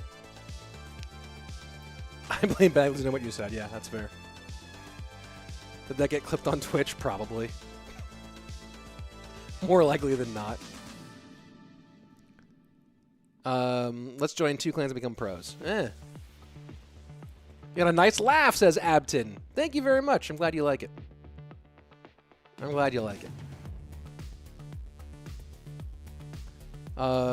Let's see. Let's see if we're going into our next game here. Game number 2.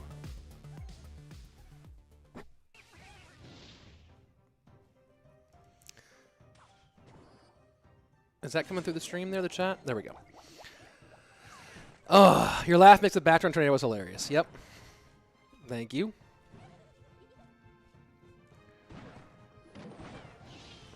Oh, I have to, like, clear tears out of my eyes.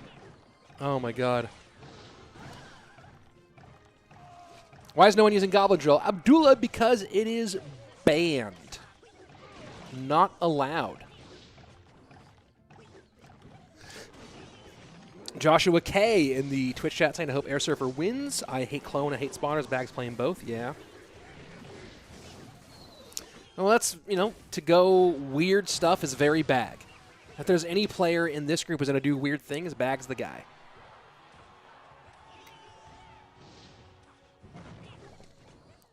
Do I like Yu-Gi-Oh? I've attempted to watch the series once or twice, but I think I just missed it generationally speaking. Like, Yu-Gi-Oh is like a generation and a half after me, I think. I have some friends who are into Yu-Gi-Oh, but they're also friends who are like 10 years younger than I am. The infamous Zag for me laughed so much, which I haven't laughed that much in a long time. Yeah, me neither. That was enjoyable. Have any Jamaicans ever compete in CRL or Queso Cup? I don't know about that. I've never seen a Jamaican flag next to a player's name in competitive. And I don't know if the game's not very popular in Jamaica. I don't know if, I don't know what the Jamaican player base is like. That's a very interesting question. I don't know of any Jamaican pros. Cuckoo saying most of these pros have coaches. The question is how are those coaches considered pro? What makes them pro? Well, most of these players don't really have coaches anymore. And the job of a coach in general in CRL was to, like, it depended on team by team. Some coaches were more more organizational, right? They were working on organizing practices. Oh my gosh, Spawner Mirror from Bag, get out of here! Get out of here! That's so hilarious. That's so funny. That's so funny. Wow. Yeah, I've faced stuff like this. This is like not dissimilar to. I think Tag was trying to say that like some version of Furnace Mirror Flying Machine was OP. That might have just been for content though. So funny to see this though. Let's see. Back to the pro coach question. So some coaches, for example, Kavalafar, KV, the coach for SK Gaming, his focus was not so much on, he wasn't a Clash Royale player. His focus was on keeping the team focused, organized, mental preparation, you know, providing, like, making sure that they were on task, on point, and that there was someone kind of like keeping them ready to rock. Some coaches like Eric Benamou, really great at motivation, but also understands the game really, really well enough to like help his players make tough decisions. Like Trainer Luis was way more on hands-on when it came to competitive decision-making than some other coaches, right? Did he just mirror poison on that Muskie? Try to predict the building there at the bar barrel. Doesn't happen. This is bananas. This is really truly bananas. but the RG connects, so that's probably a GG there. Because I don't think that boss can put enough damage on unless this last card is something real out there. Oh, that's it. Yeah, boss got there late. Too late. That's it. G to the G, what to the plate. Airsurfer 2-0s it. So yeah, for coaches it just depends. Some coaches are really hands-on with competitive decision-making, and some coaches are more about making sure that people are on task and practicing, and they get from point A to point B and do their jobs. Oh, boss, it's bag. I don't know why I was saying boss. It's bag. So there you go. Does Eric help players with mental health? I mean, Eric was a big reason. You talk about, we've talked about this a bunch on broadcast, Andrew and I, but I really credit Eric with a big reason why Team Liquid was able to turn around and win the World Championship in 2019. Right? If you look at, it's bag, guys. I don't know why calling bag boss is not the worst misspeaking I've done today. Let's be real about that.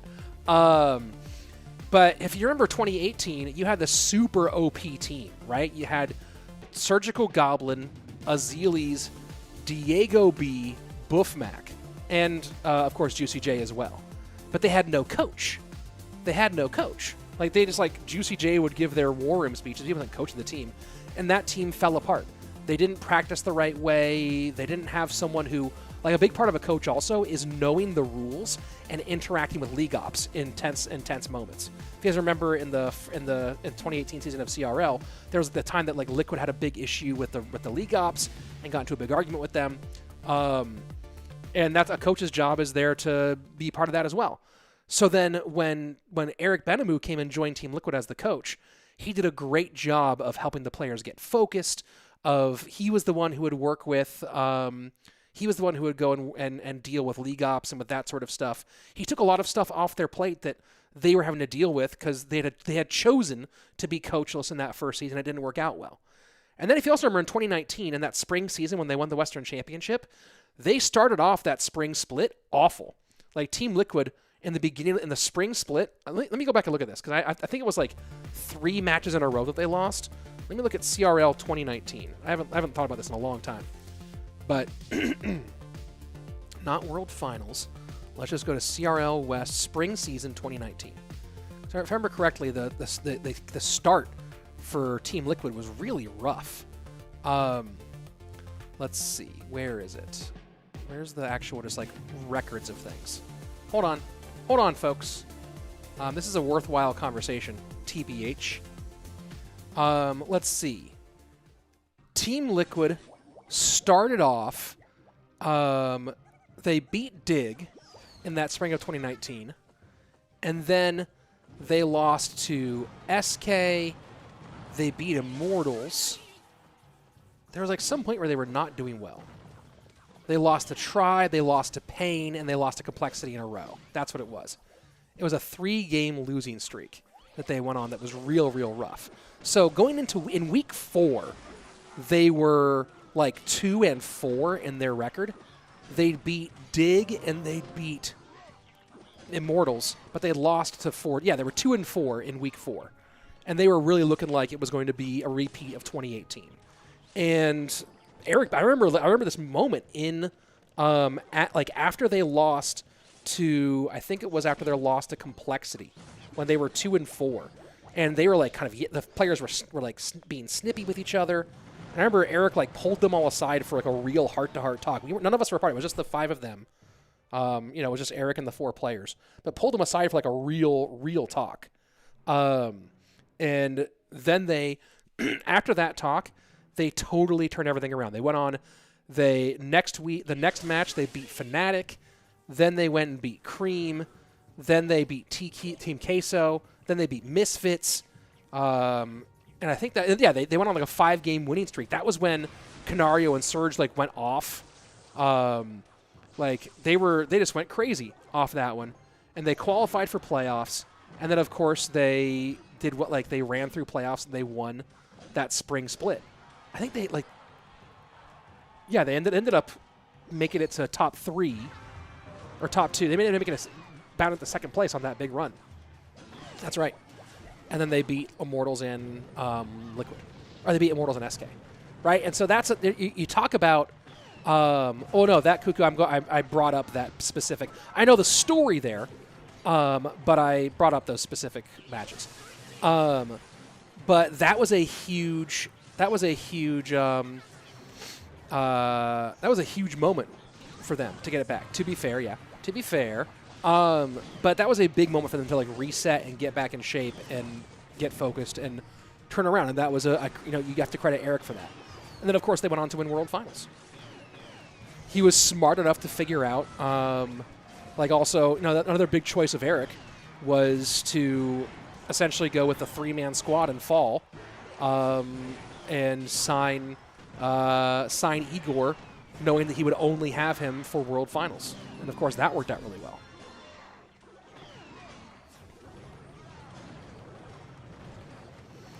So there you go. There's some talking about the coaching.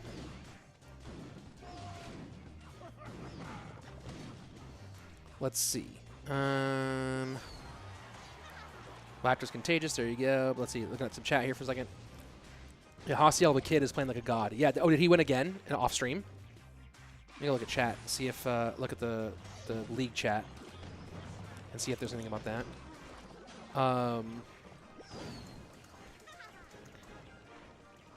I'm asking about any more off-stream results. Oh, that's over on the right-hand side.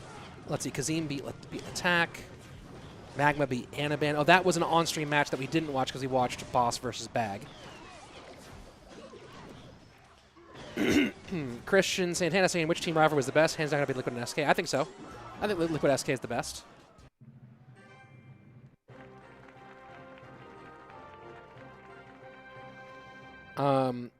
Rich, would hiring a CR coach help me get to top 1,000 ladder? I don't know. Couldn't hurt. It wouldn't physically hurt your chances. Let's look at the Twitch chat here, guys.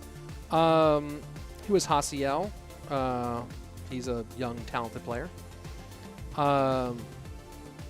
Let's see. They went 1-3 and had 7-4. Yeah, it was crazy. Razor swept them in Koth. Yep, he did that a couple times. Razor was pretty nasty. The King Killer. And Canario was the Giant Slayer. Who won Boss versus Bag? Boss won that one. To be fair, Queso, Misfits, and Cream did very poorly. Yeah, that's true. Igor's debut in finals, so the craziest thing I've ever seen. Yeah, it was wild. That King of the Hill sweep was absolutely wild, especially Game 3 of Igor's King of the Hill sweep at World Finals, when Dandelion, who's now goes by Blizzard, but when Dandelion of OGN Entis, I think it was, game number 3 of King of the Hill, Dandelion pulled out a straight-up hard counter to Mortar, and Igor played Mortar and outplayed him and won. Like, it was a snipe that Igor won to get his first ever appearance in CRL. First ever time playing live in front of people was at CRL World Finals with 1,200 people in the room, and he faces a hard counter. He faces a snipe and wins. So crazy. So crazy. That World Finals was absolutely insane. Any highlights in the Bag Boss matchup? Not that I saved. Can I be your coach? You don't want me as your coach. I'm not good enough at Clash Royale. Haven't seen Raz in a while. Is he retired? I believe so.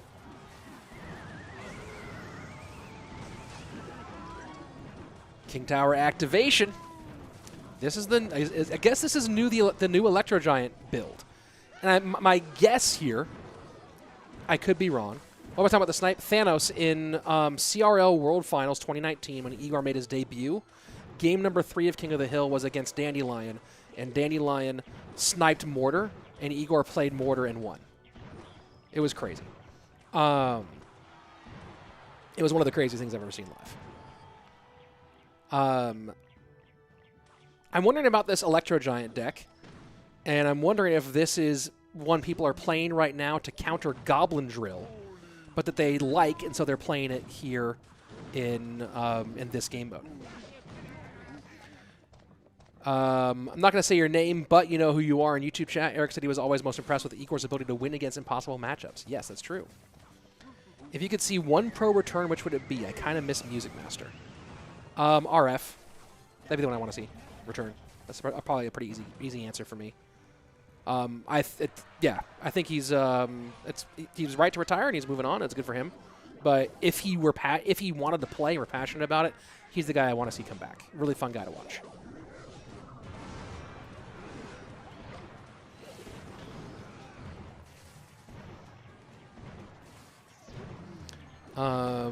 Let's see. Going back to the Twitch chat here for a second. Dang, Sergio Ramos, yeah, bad matchup there. Ponos Nova Fav is also a good rivalry because of their China versus Japan versus Korea history too, yeah. The 2.3 minor cycle, it was wild, yep, absolutely. Not sure how Elam's a snipe on Mortar though, because I feel like whenever I play Mortar against Elam on ladder, I win. Oh, that's a whole different conversation. But how was Daneland's deck a snipe on Igor? Daneland played Elixir Golem as a former Mortar player, originally crushing Golem on ladder. Is that what he played in that matchup? I don't remember him playing Golem in that matchup. And also, let me go back to that. I'll go back and look what that matchup was again. But I do remember it being like a pretty strong counter and everyone talking about it. And no offense to most Golem players, but most Golem players aren't playing at anywhere near a pro level. Let's see. He's called the God RF for a reason. Yep.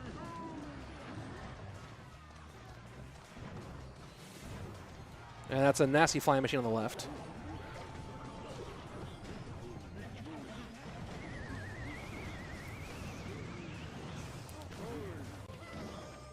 I have been reading chat mostly and not watching the game as much because it seemed like it was really out of hand early on. Yeah, the abuse of the flying machine here, because you have to play lightning to stop it, is so crazy.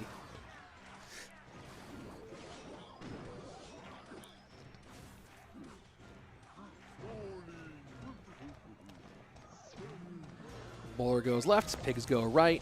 Fireball to the cage, not the bomber. Heal Spirit heals him up. And barring a real significant mistake here, which... Fireball it. There we go. Got around in time.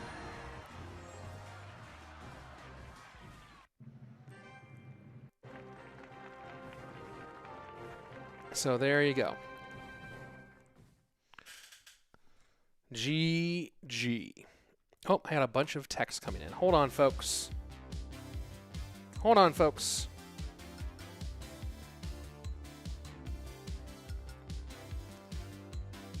Plan a little something special for Mrs. Slayton. He made texting about it right now. Because Mrs. Slayton's birthday is coming up next week. Pretty cool. They can't handle the Alpha Moriarty co-caster. Yeah. Good to see Flash again. Yeah, Flash is a guy who feels like he should be performing, who's always felt like he should be performing a little bit better than he does. He has like good moments, Flash does. Let's see. What happened to Soking? I think he still plays. What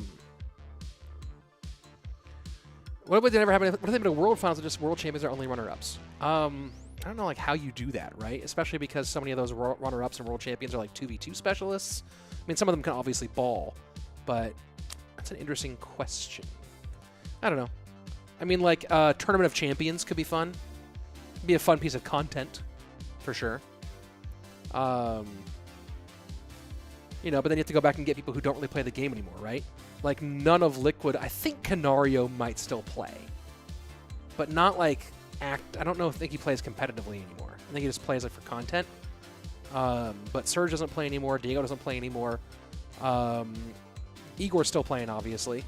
I don't know what Canario is doing. So that's one team. On Nova, did Little Chen retire? I don't know about Little Chen. Don't know about AUK. On that Nova team, LCOP's still competitive. Legend is gone. Who else is on that Nova team? Gotta think about that. Let's see. On Queso, most of Queso still, or half of Queso still plays. Then you talk about the runners-up. I don't know. That's an interesting idea. Carnage gone. Yeah.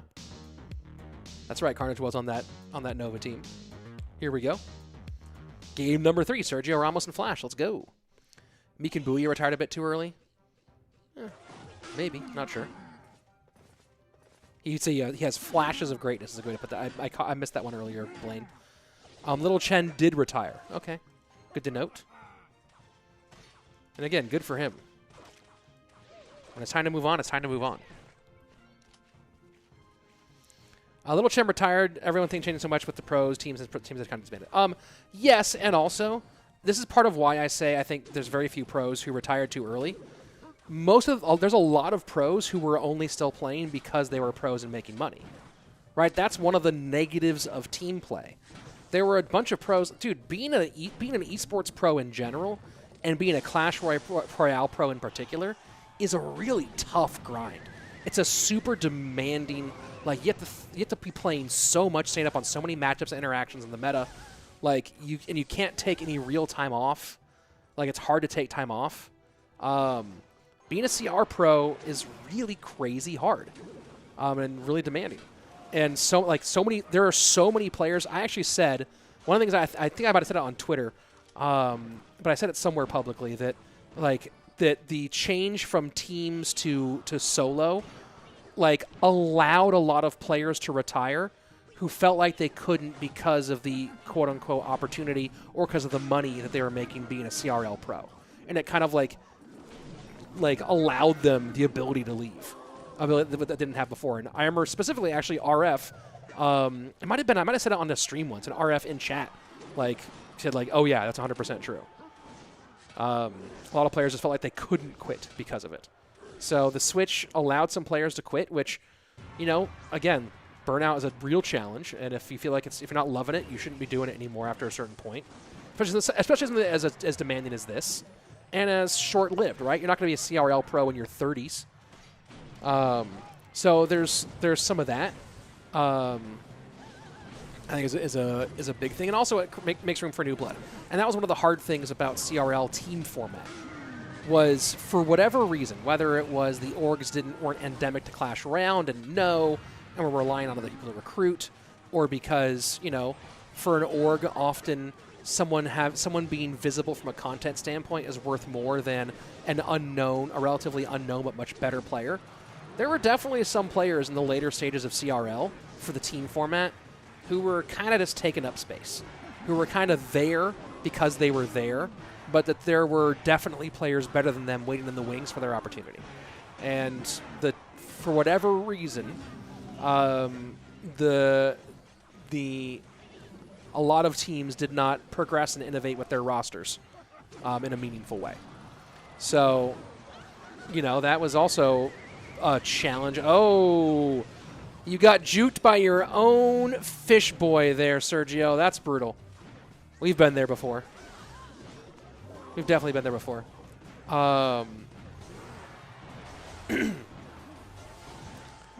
That's so brutal. You're trying to NATO and that fish boy sweeps it out from under. So yeah, that's the thing. Yeah, just there were some teams that were really pushing the envelope and some teams that were stagnant.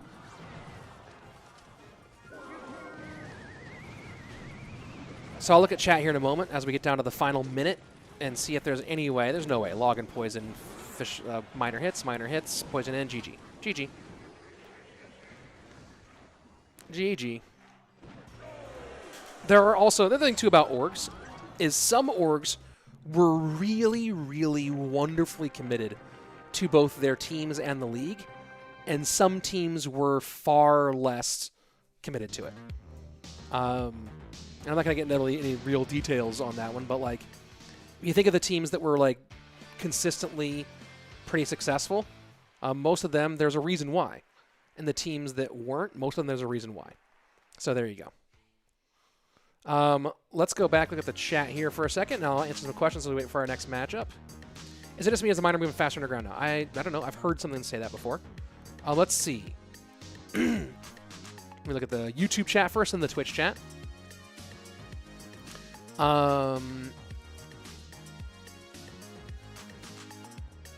I don't think there's a CCGS, NA, or EU player as in CRL9. I need to think about that. I think you might be right.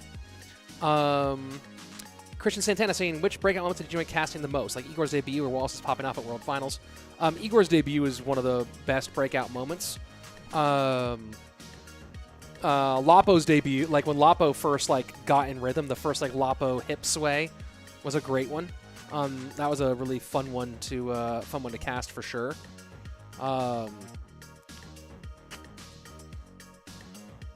It was really fun casting Buffmac's big run for energy. When Buffmac carried energy so hard, that was really fun to cast. That was a big breakout moment for him. Happy that Misfits had that number 2 finish in the spring so they can't look like a failed roster. I mean, yeah, it would have been nice if they kept that roster together. What's the prize pool for the number 1 player who wins? I don't know what that player wins. Man, my stream deck is still busted, and I don't know why.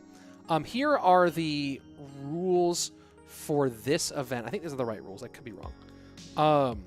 But it's $32,000 is the total. $32,500 is the total prize pool for the Queso Cup. I don't remember the breakdown. Why is the meta so different between ladder and competitive? Well, for a number of reasons. First, ladder, you can one-trick a deck, and you can't do that in competitive. You have to be able to be varied in competitive.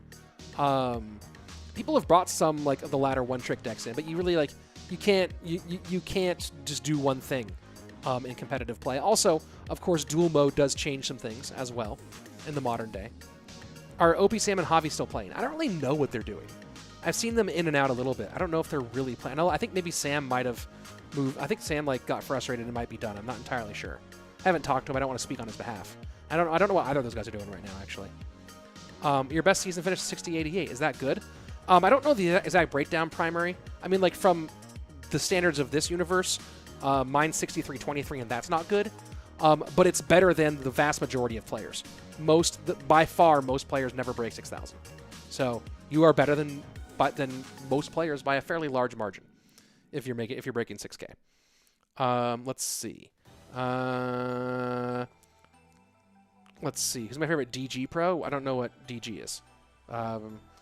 Sergio broke his own ankles on that one. Yeah. Let's see. All right, let me look at Twitch here. I've been all on YouTube. Let me look at Twitch here for a second. Legends cost sweep over KZDX was amazing in 2018. Yep, that was great. That was huge. That was a huge moment for Joshua K. I disagree with your evaluation of that team in particular. I think that team made the right roster choices. I think there are other teams that were way more stagnant than that one, by far. Let's see. Which Sonic the Hedgehog is your background from? That's funny. Sam plays qualifiers but does not qualify in the top 32. He's still playing consistently. No fair what? I don't know what you mean there. Omega the Pro. But how are you? Good to see you. Let's see. I just made a deck with all the cheapest cards I have. Max plus Goblin Drill and won 6 games in a row. Yeah. How many of you have? Hey, disc golf. Cool plane. Disc golf. Oh, who's my favorite disc golfer? I don't really follow pro disc golf. I've watched a couple things here and there. It's just it's not a really engaging thing for me to watch. I enjoy playing. What is the next match? Let me look and see what the next match is. 1 second. We just saw Flash and Sergio Ramos. I think Qasim and Hasiel is taking place off stream.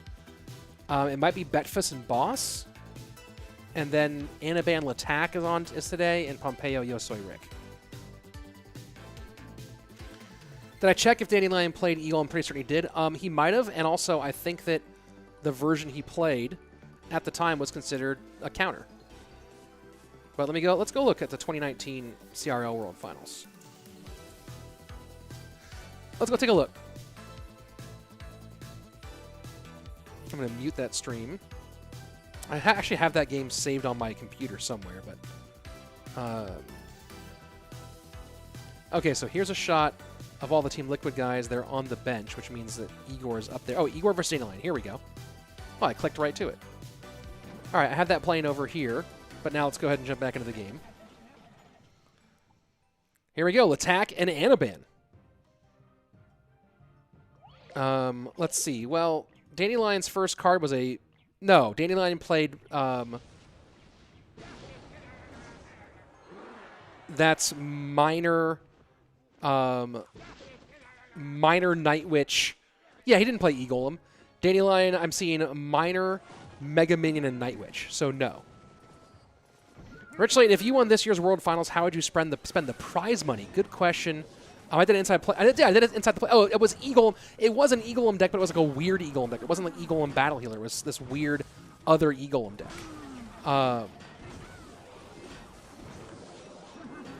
I did do an inside the play on that. It's funny. I haven't watched it in so long.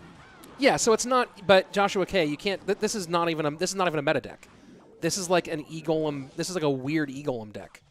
One card does not make the matchup. If I remember correctly, people were talking about this being like a really nasty snipe. I don't remember the reason why it was described that way. It's been a while since I watched this. I made a video about it. I just don't remember the video. I have to go watch it. But this was like a pretty nasty matchup. But one deck does not make a matchup. But yeah, Igor just outplayed him hardcore. Let's see. Give me a second here. As Lattack and Anaban are. Yeah, I remember this one. Oh man, I need to go watch. I'll go watch my video again on that one another time. Yeah, it was like E-Golem, Night Witch, Miner. What a weird deck. I remember the entire conversation from everybody, though, was about how Igor outplayed that matchup. Let's see. Look at the chat here for a second on YouTube.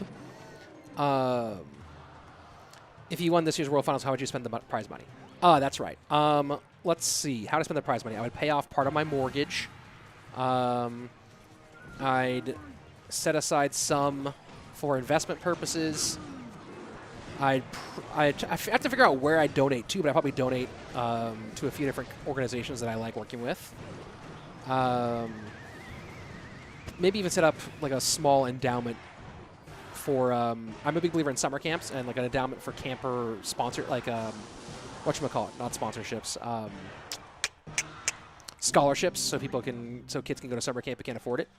And I'd buy. I don't know if I'd buy Gooders because they already hooked me up like crazy. But maybe invest in some property. Wouldn't do a ton of like crazy fun stuff, you know. Mostly just kind of like make my life comfortable. Goblin Drill does deserve a nerf, yes, of course. Why do good player always face higher level cards in King Tower? It should be same tower level at least. Nope. It's based on your trophies. So if you push trophies above where your levels are, you can't just face people with your same tower level forever. Now, they did fix matchmaking, and the way it works now, you are more likely to face someone within your same King Tower level. But over time, like after X number of seconds, it increases the tower level that width by 1 so that you don't get stuck. Because, like, let's say that you are level 4.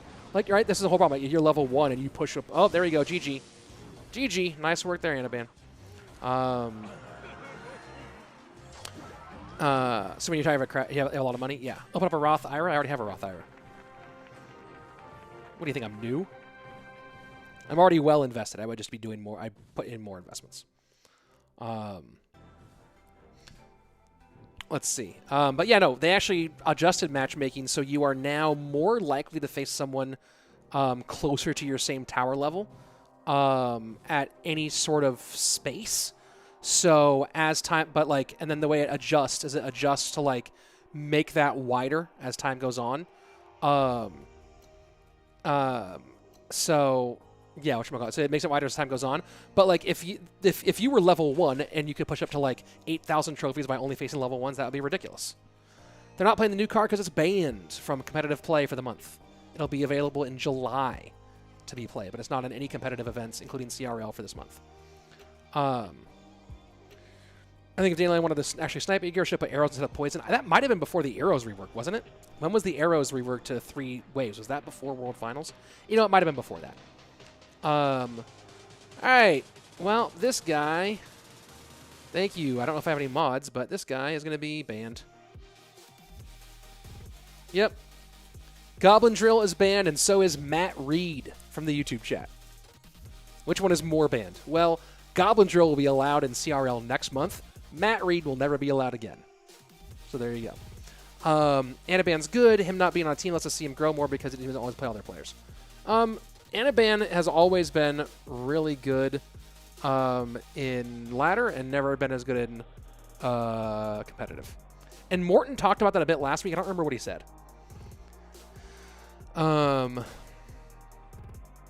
Let's see. No, I was saying that you should open one up if you did win prize money, but I already have one. So why would I open up another? I don't need to open up another one. I already have my Roth IRA, and I max it out every year.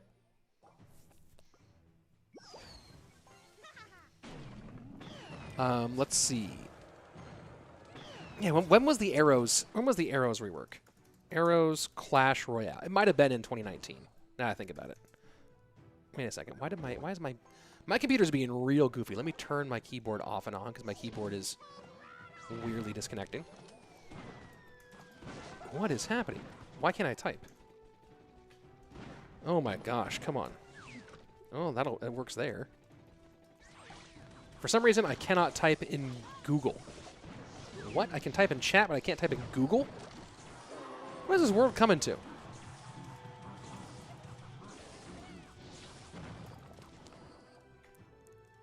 This is the weirdest place. This is so strange.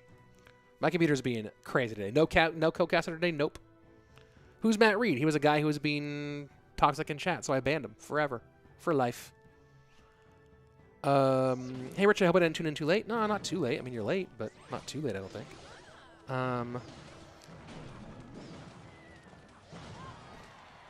1 second.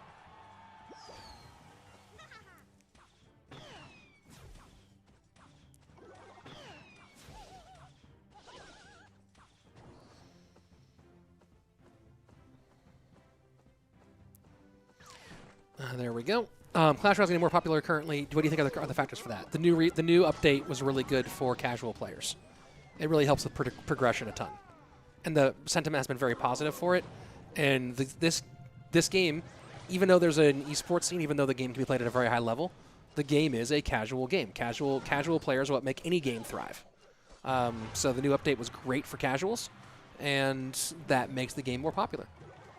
Interestingly enough, esports content is less popular. So in 2020, esports content blew up. 2019, 2020, esports content blew the heck up, especially 2020.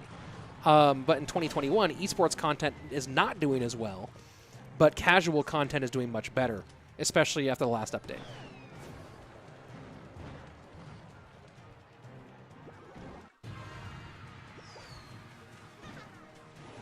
All right, that's what I was trying to do. I was trying to look up, but I can't. For some reason, I cannot type in Google. Let's go to. Maybe I can type in. Can I type in freaking Firefox? There we go. Yeah. There we go. Let's go to Firefox and see when was that rework.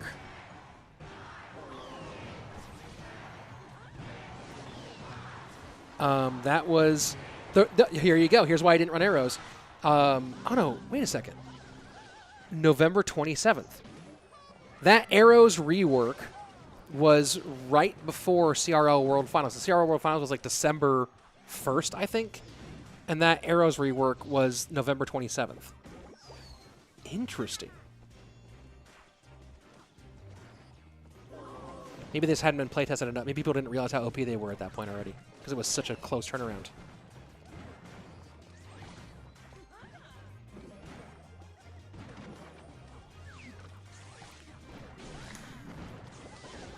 Vincent, hey Rich, are you streaming all the Queso matches, including regional finals and world finals? No, I am only streaming Wednesdays of the North American regional championship, or regionals.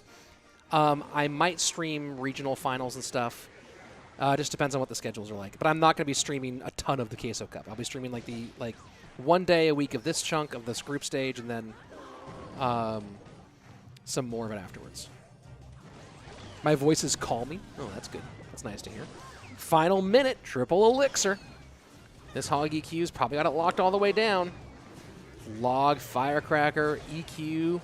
Your poison ain't doing much there, my friend. Man, with the fire spirit, this cycle's so crazy fast. This already cycles so fast, but Lattack throwing fire spirit in there makes that real quick.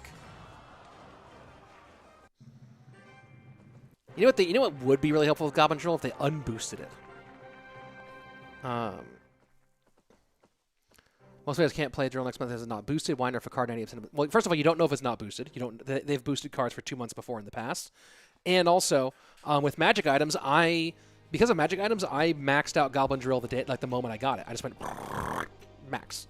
So, the brutal part of Trophy League change was how they took away badges already earned. Yeah, that's really rough. That's a rough one. Quarterly balance changes hurt content creation. I agree. I think that the balance changes should be every 2 months. I think that's enough time for the people to like really dig into a meta, but also keep it fresh. But I'm not in charge, so they do them quarterly. I think that if they did more, I think that one way to offset that, if they're going to keep quarterly balance changes, there should be more. And someone, I think it was, who was it? It was Winsanity. Winsanity, who used to be a CR content creator a long time ago, who's now a PUBG mobile content creator. He said that that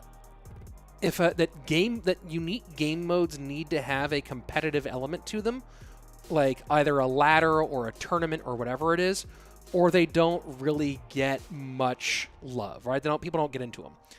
If Clash Royale, rather than keeping all these regular, if they're going to keep doing quarterly balance changes, which I think is the idea that they're planning on for now, if they had more options competitively, and I don't mean like competitive options like the Queso Cup or things like that, but I mean like more regular global tournaments or challenges, or even like temporary ladders for certain game modes, right? What if for a month there was the regular ladder and there was a triple elixir ladder? And so whether it be challenges or global tournaments or even, when Sanity is coming up on a mill real quick. On a milli.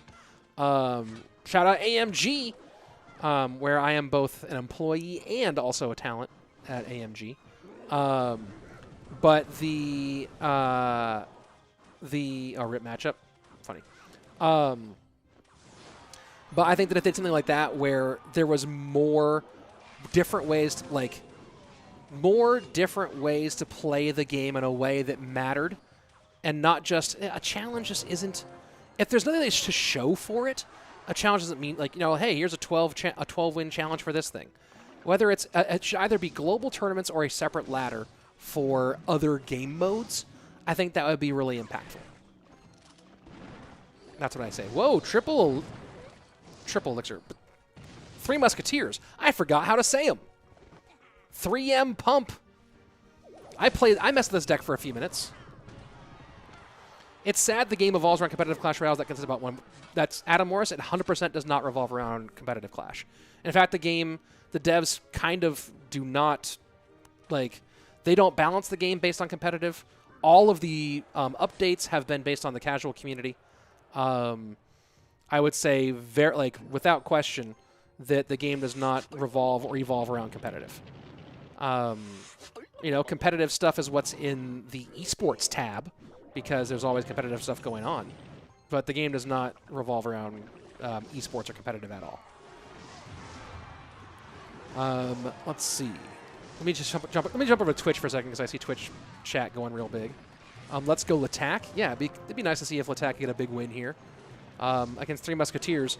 I mean, did Anaban go for a snipe on lava here with the 3M deck? Is that what this was? Anaban is, of course, the king sniper. That's really interesting. I didn't even think about that. I'm like, Three Musketeers, what? But Lattack does play a bunch of lava, and it feels like maybe Anaban and Anaban's BMing here. Why is there some trash talk that happened on Twitter I don't know about, or something somewhere? Because Anaban, why is he BMing this? What a weird thing to BM.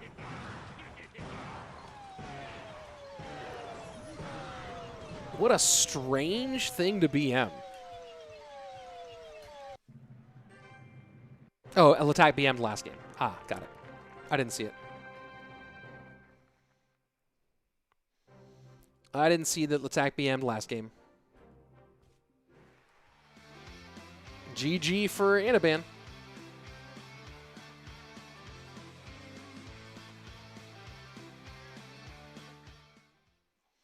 All right, let's pop back out here.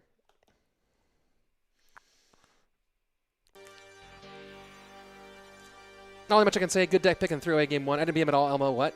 Oh, yeah, I didn't. That's what I'm saying. I didn't see it, Lattack. I don't know why he BM'd like that. I mean, total snipe and then the BM like that. Is there some sort of Lattack's in the Twitch chat? Is there some sort of like weird bad blood I don't know about between you and Anaban? Because that was a lot of BM for that situation. Let's look at the YouTube chat for a second. Let's see. Is Miner faster now or just feels that way? I'm not entirely sure. I've heard that Miner's faster, but I don't know if that's just a rumor. Let's see. No beef. Had me blocked. He's had me blocked for 18 months. Wonder why. So maybe he's like whatever he blocked you for 18 months ago is what he's BMing about. I don't know. Yeah, what percentage of players completed a 12-win classic? Yeah, most players haven't completed anything. Like, if it's so funny, people who are in the competitive scene don't really understand how casual most players are. Make 2s matter right now just a scrimmage, not ideal. 2s will never matter again. But having some sort of temporary competitive mode would be fun. But again, a competitive mode doesn't count unless your account can show something.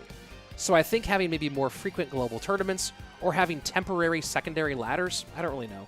It's hard to figure out. But having other things that can matter in a meaningful way for you to play inside the game. Not just like, doing that same thing. Yeah, Mohammed talking about how to change the drill. A lot of people have those ideas. I don't like when people BM and have hard counter and win. There's no reason to BM because I have a perfect deck. Yeah, I agree. It just seems faster. Headphone sound not coming. No idea about what's going on there. I have 97 cards maxed, and they have definitely emergency nerf cards before CRL. I don't know what that's about there, Adam. I'm trying to look at what you're saying. Yeah, they have emergency nerf cards that they emergency nerfed Electros. They emergency nerfed Royal Recruits. And they emergency nerfed. They didn't emergency nerf. They just changed Electro Dragon. Hey, Hawaiian Bound, how are you? Good to see you, brother. I'm a beast at 2s, but no way to prove it. Yeah. Hi, Rich. Only caster today. Do you see anybody else? Do you hear anybody else? It's just me. Anaban blocks everyone. They emergency buffed E-Giant. It's hilarious. From Myanmar, how are you? Who's playing next? Well, I think it's going to be Pompeyo and YoSoyRick. Let me ask if this is the last. This might be the last match of the day. Let me ask here. I also BM Golem first plays. Yeah, no, if you Golem first play, I'll BM you like crazy. Dude, if there were a card that cost 1 elixir that the card was you automatically beat Golem, and I beat someone doing Golem first play by playing that card, I would still BM them. That's how much I would BM that. Here's reasons why you must have had why you be a must-have on any roster. Christian Santana, I don't know what you mean. It doesn't bother me at all, but friends have wasted all gold on broken cards, then nerfed before CRL is pros cried. Well, that's pay attention. A broken card's going to get nerfed. That's how the game works. Broken things inside of a game get nerfed. That's just that's your friends being silly. I mean, I remember, I think it was Bag in particular, who spent all of his birthday money on maxing out, I think his birthday gift in 2019 was to max out Royal Recruits when they were broken. And then that's what he got, and then they got nerfed. I think I remember that's the story. And of course, he was devastated. But yeah, broken things inside games get nerfed. That's how it works. Let's see. I think the game mode they can bring is allowing small remoters to ban a card. It helps casual players who have a problem against specific card deck. Yeah, it's hard to figure out how to implement that.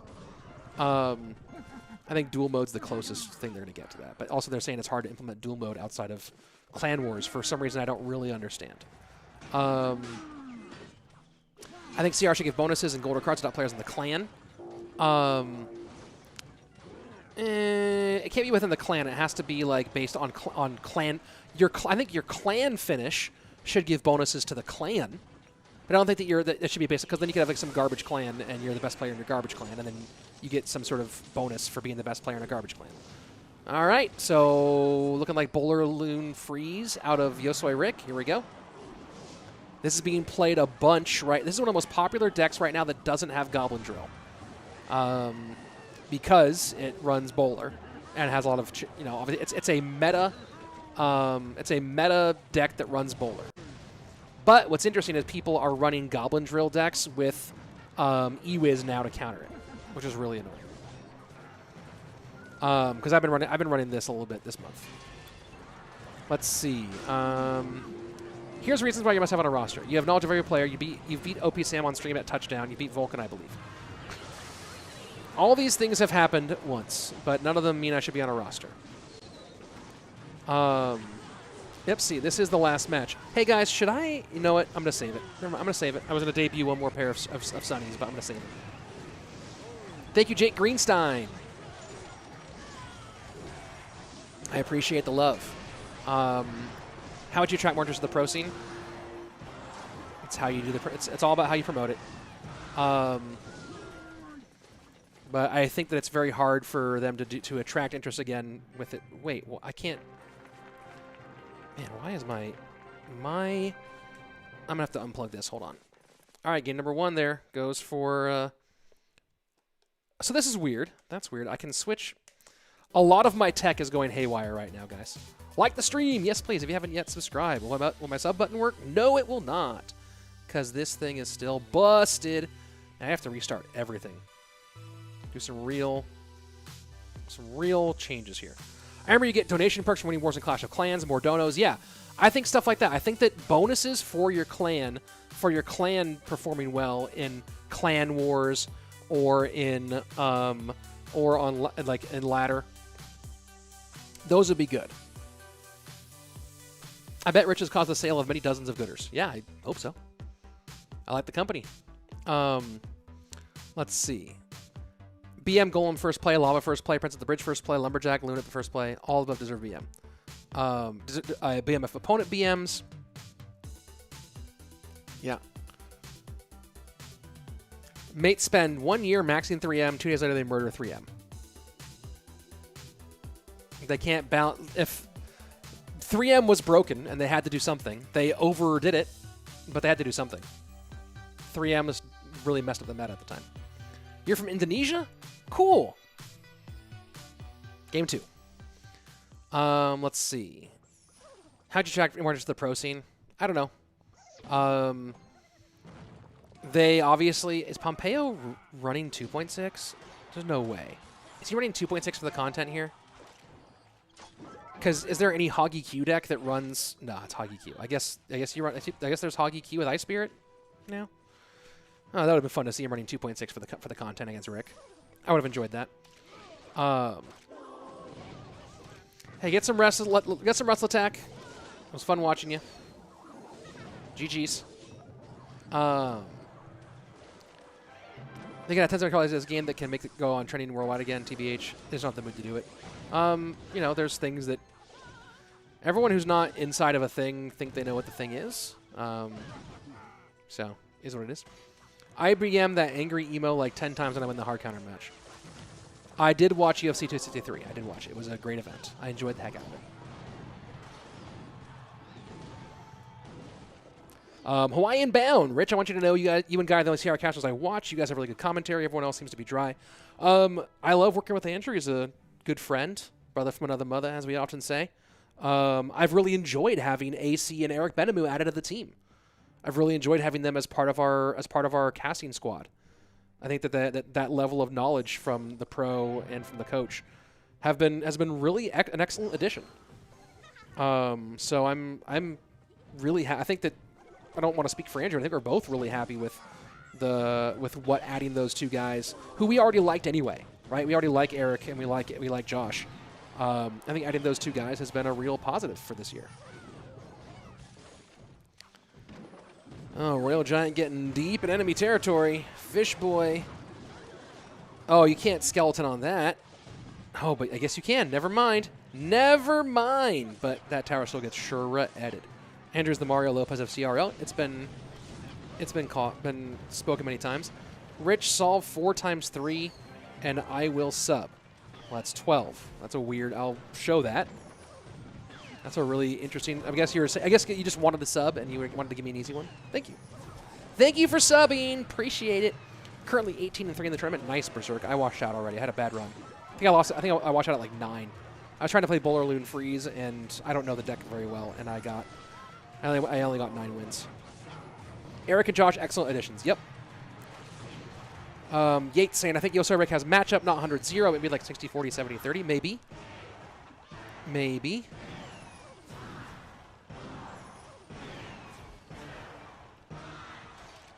And that's GG. Going to a game 3. Let's go.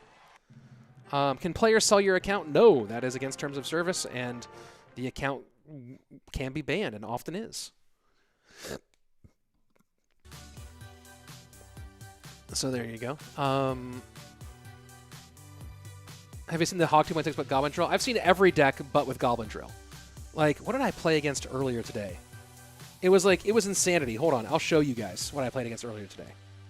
I think that my phone will show up on the camera. Hold on. Activity log. Like, I played like these two. This was the one. I think I played this match back to back. It wasn't the exact same deck. Oh no, one was actually bait. Never mind. I thought they were both drill decks. But yeah, I played like so many weird. Hey, this but Goblin Drill. I've been seeing a lot of bait lately. But I played bait with Goblin Drill. I played against, what else did I play that was weird with Goblin Drill? I played Wall Breaker Goblin Drill. That was a weird one. What else? X-Bow but Goblin Drill. This one was weird, right? This one was real weird. Check. I'm getting so many messages right now. Hold on. I lost that matchup because I think I was so thrown off by it. Oh, also, like, I think that was a rough matchup. But yeah, like 3.0 X-Bow, but with Valk and Goblin Drill. I've played so many. Bridge Spam, but Goblin Drill. Yeah, I've seen so many of these. It's so silly. It's so silly. Let's see. I think you need to pass me a comedy notebook so you can study. Pass who? What? I don't know what you mean. Let's see. I watched 3 hours of your live stream for the qualifiers where Morton had a really bad matchup. Yeah, that was brutal for Morton. Morton has the worst matchups of anybody. All right. Well, that's not bannable, but you will get a timeout for that one. That's hilarious. That's funny. Let's see. In the Twitch chat, talking about what they're BMing. You can't kill Mother Witch yet. Oh, they're talking about the matchup there. Good. Get it, Twitch. Here we go. Final game of the day, folks. I was going to debut a new pair of stunners, but I'm going to save them for next week. I have a new pair that is going to blow everyone's minds when they see it. Actually, I have 2 new mind-blowing pairs. I'm going to save them. But I have 2 new pairs that are going to make you guys lose it. Next level, game changers. Absolute game changers. Know what I mean? All right, so interesting Sparky deck out of YoSoyRick in Pompeyo, Lava Loon Miner. Oh, is this that Expo deck? Is this that X? You know what? I'm all for this. I'm all for this. If YoSoyRick is running that Sparky Expo deck, I'm 100% all for this.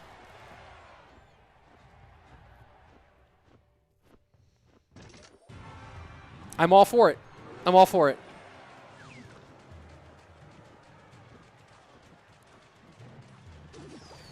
Jake Greenstein setting high expectations. Dude, they should be high. I have 2 fire, mind-blowing pairs of gooders coming out next week. That I was going to do today, but I was going to do one of them today, but I'm going to save them both for next week. Yeah, well, this is a GG. You're going to poison that? You're going to snowball that too? You got nothing here. That's GG. I like that Rick's going for this. But Expo Teslaing opposite lane from a Lava Hound. Seems like the wrong call to me. Don't you Expo Tesla the same lane as a Lava Hound? Isn't that how you play any sort of Expo deck against Lava? Well, not this one. GG! Pompeyo taking the win. Let's go. Yeah, you can't run a one tower game with Expo, or you can, but it's like that's content if you do. Pompeyo with the victory. Good job, Pompeyo. Well, guys, this has been unique. It's been a very different day. Oh, there you go. This has been a unique and different experience. We had a more chill stream because we weren't in game today, so just kind of kicked it, talked, had some fun, had some laughs, and you know what? I enjoyed it. Let's take a look at the standings. Currently, Hasiel 6-0 with a 9-game win differential. Ain't nobody knocking him out, I believe. I believe that he's all the way through. I don't think this is the final. I don't know if these are. I think there's one more week of this, right? Or is next week the finals for this? I don't know how it. Like I actually don't know what the schedule is for this. Don't quit, Mohammed. They're gonna fix Goblin Drill. Everybody, they're gonna fix the Goblin Drill. They're going to fix the Goblin Drill, guys. The update was really good. There's one problem, and that's Goblin Drill. They'll fix it. They've even said it. They said it publicly already. They're just trying to make sure they fix it correctly. Differential means your plus-minus in games. Like if you won 10 games and lost 1, that would be a +9 game differential. That's what differential is. It's games, not matches. So Hasiel has won 6 matches and lost 0 matches, and his plus-minus in games won and lost within a match is 9. Whereas YoSoyRick is 1-5, and his plus-minus on games is -6. On the other end of the things. So there you go. That's your standings. I don't know if those are final or not because I don't remember. I know I'm casting again next week, so I think there's more of this stage, of this league stage, but honestly, I don't remember. I would put the rules. You know what? Let me do this. Let's put the rules in the chat real quick. Come on, rules. Rules in the chat. Rules in the chat. Rules in the chat. Here you go. Here's the rules. Oh my God, my keyboard is not letting me do that. Okay, here's the rules. My whole computer's exploding, guys. Let me go to the rules here real quick. Let's see. General rules, qualifiers, regular season, blah, blah, blah. Okay, hold on. That's qualifiers, the regular season dates. So today is June 16th. Yeah, so there's one more week of the regular season of the Queso Cup. Whoa, my camera's shaking so much. So next week, we're back here there's more North America on Friday the 18th. I will not be streaming that. We're back here again for day 5 of the regular season section on the 23rd. And then June 25th is the last day of the regular season. So June 25th is the final day. Next week is the final week of the regular season of this. Then there'll be promotion and relegation, and I think it's the top 3 from each. I don't know. This is craziness, actually, how they're building this. But anyway, then there's regional finals, which is the top 6 for regional finals, I think. Honestly, I don't know how they're building this. I think it's the top 6 of regional finals make it. Top 6 from the region make it to the finals, and then after that, the top 2 from each region make the international or the world finals. Which, the top 2 from EU, from LATAM, from Asia, and from the NACA region. So there you go. I think that's how it's working. That's how it's going down. Let's see. Okay, that's going to be it for today. If you're on Twitch, hang on a second because we're going to find someone cool to host. If you're on YouTube, it's been fun. I'll see you guys this weekend for CRL for the June monthly final, Saturday and Sunday at 6 a.m. in the West, 9 a.m. in the East, and on a reasonable time pretty much everywhere else in the world. So I'll see you then. YouTube, it's been fun. Mwah! Goodbye, YouTube. And then hang out Twitch, because I'm going to go ahead as soon as this little kiss happens, then I'm going to get rid of them, and then we'll go find someone cool to host. And I can see myself say goodbye, YouTube, and I end the stream. There you go.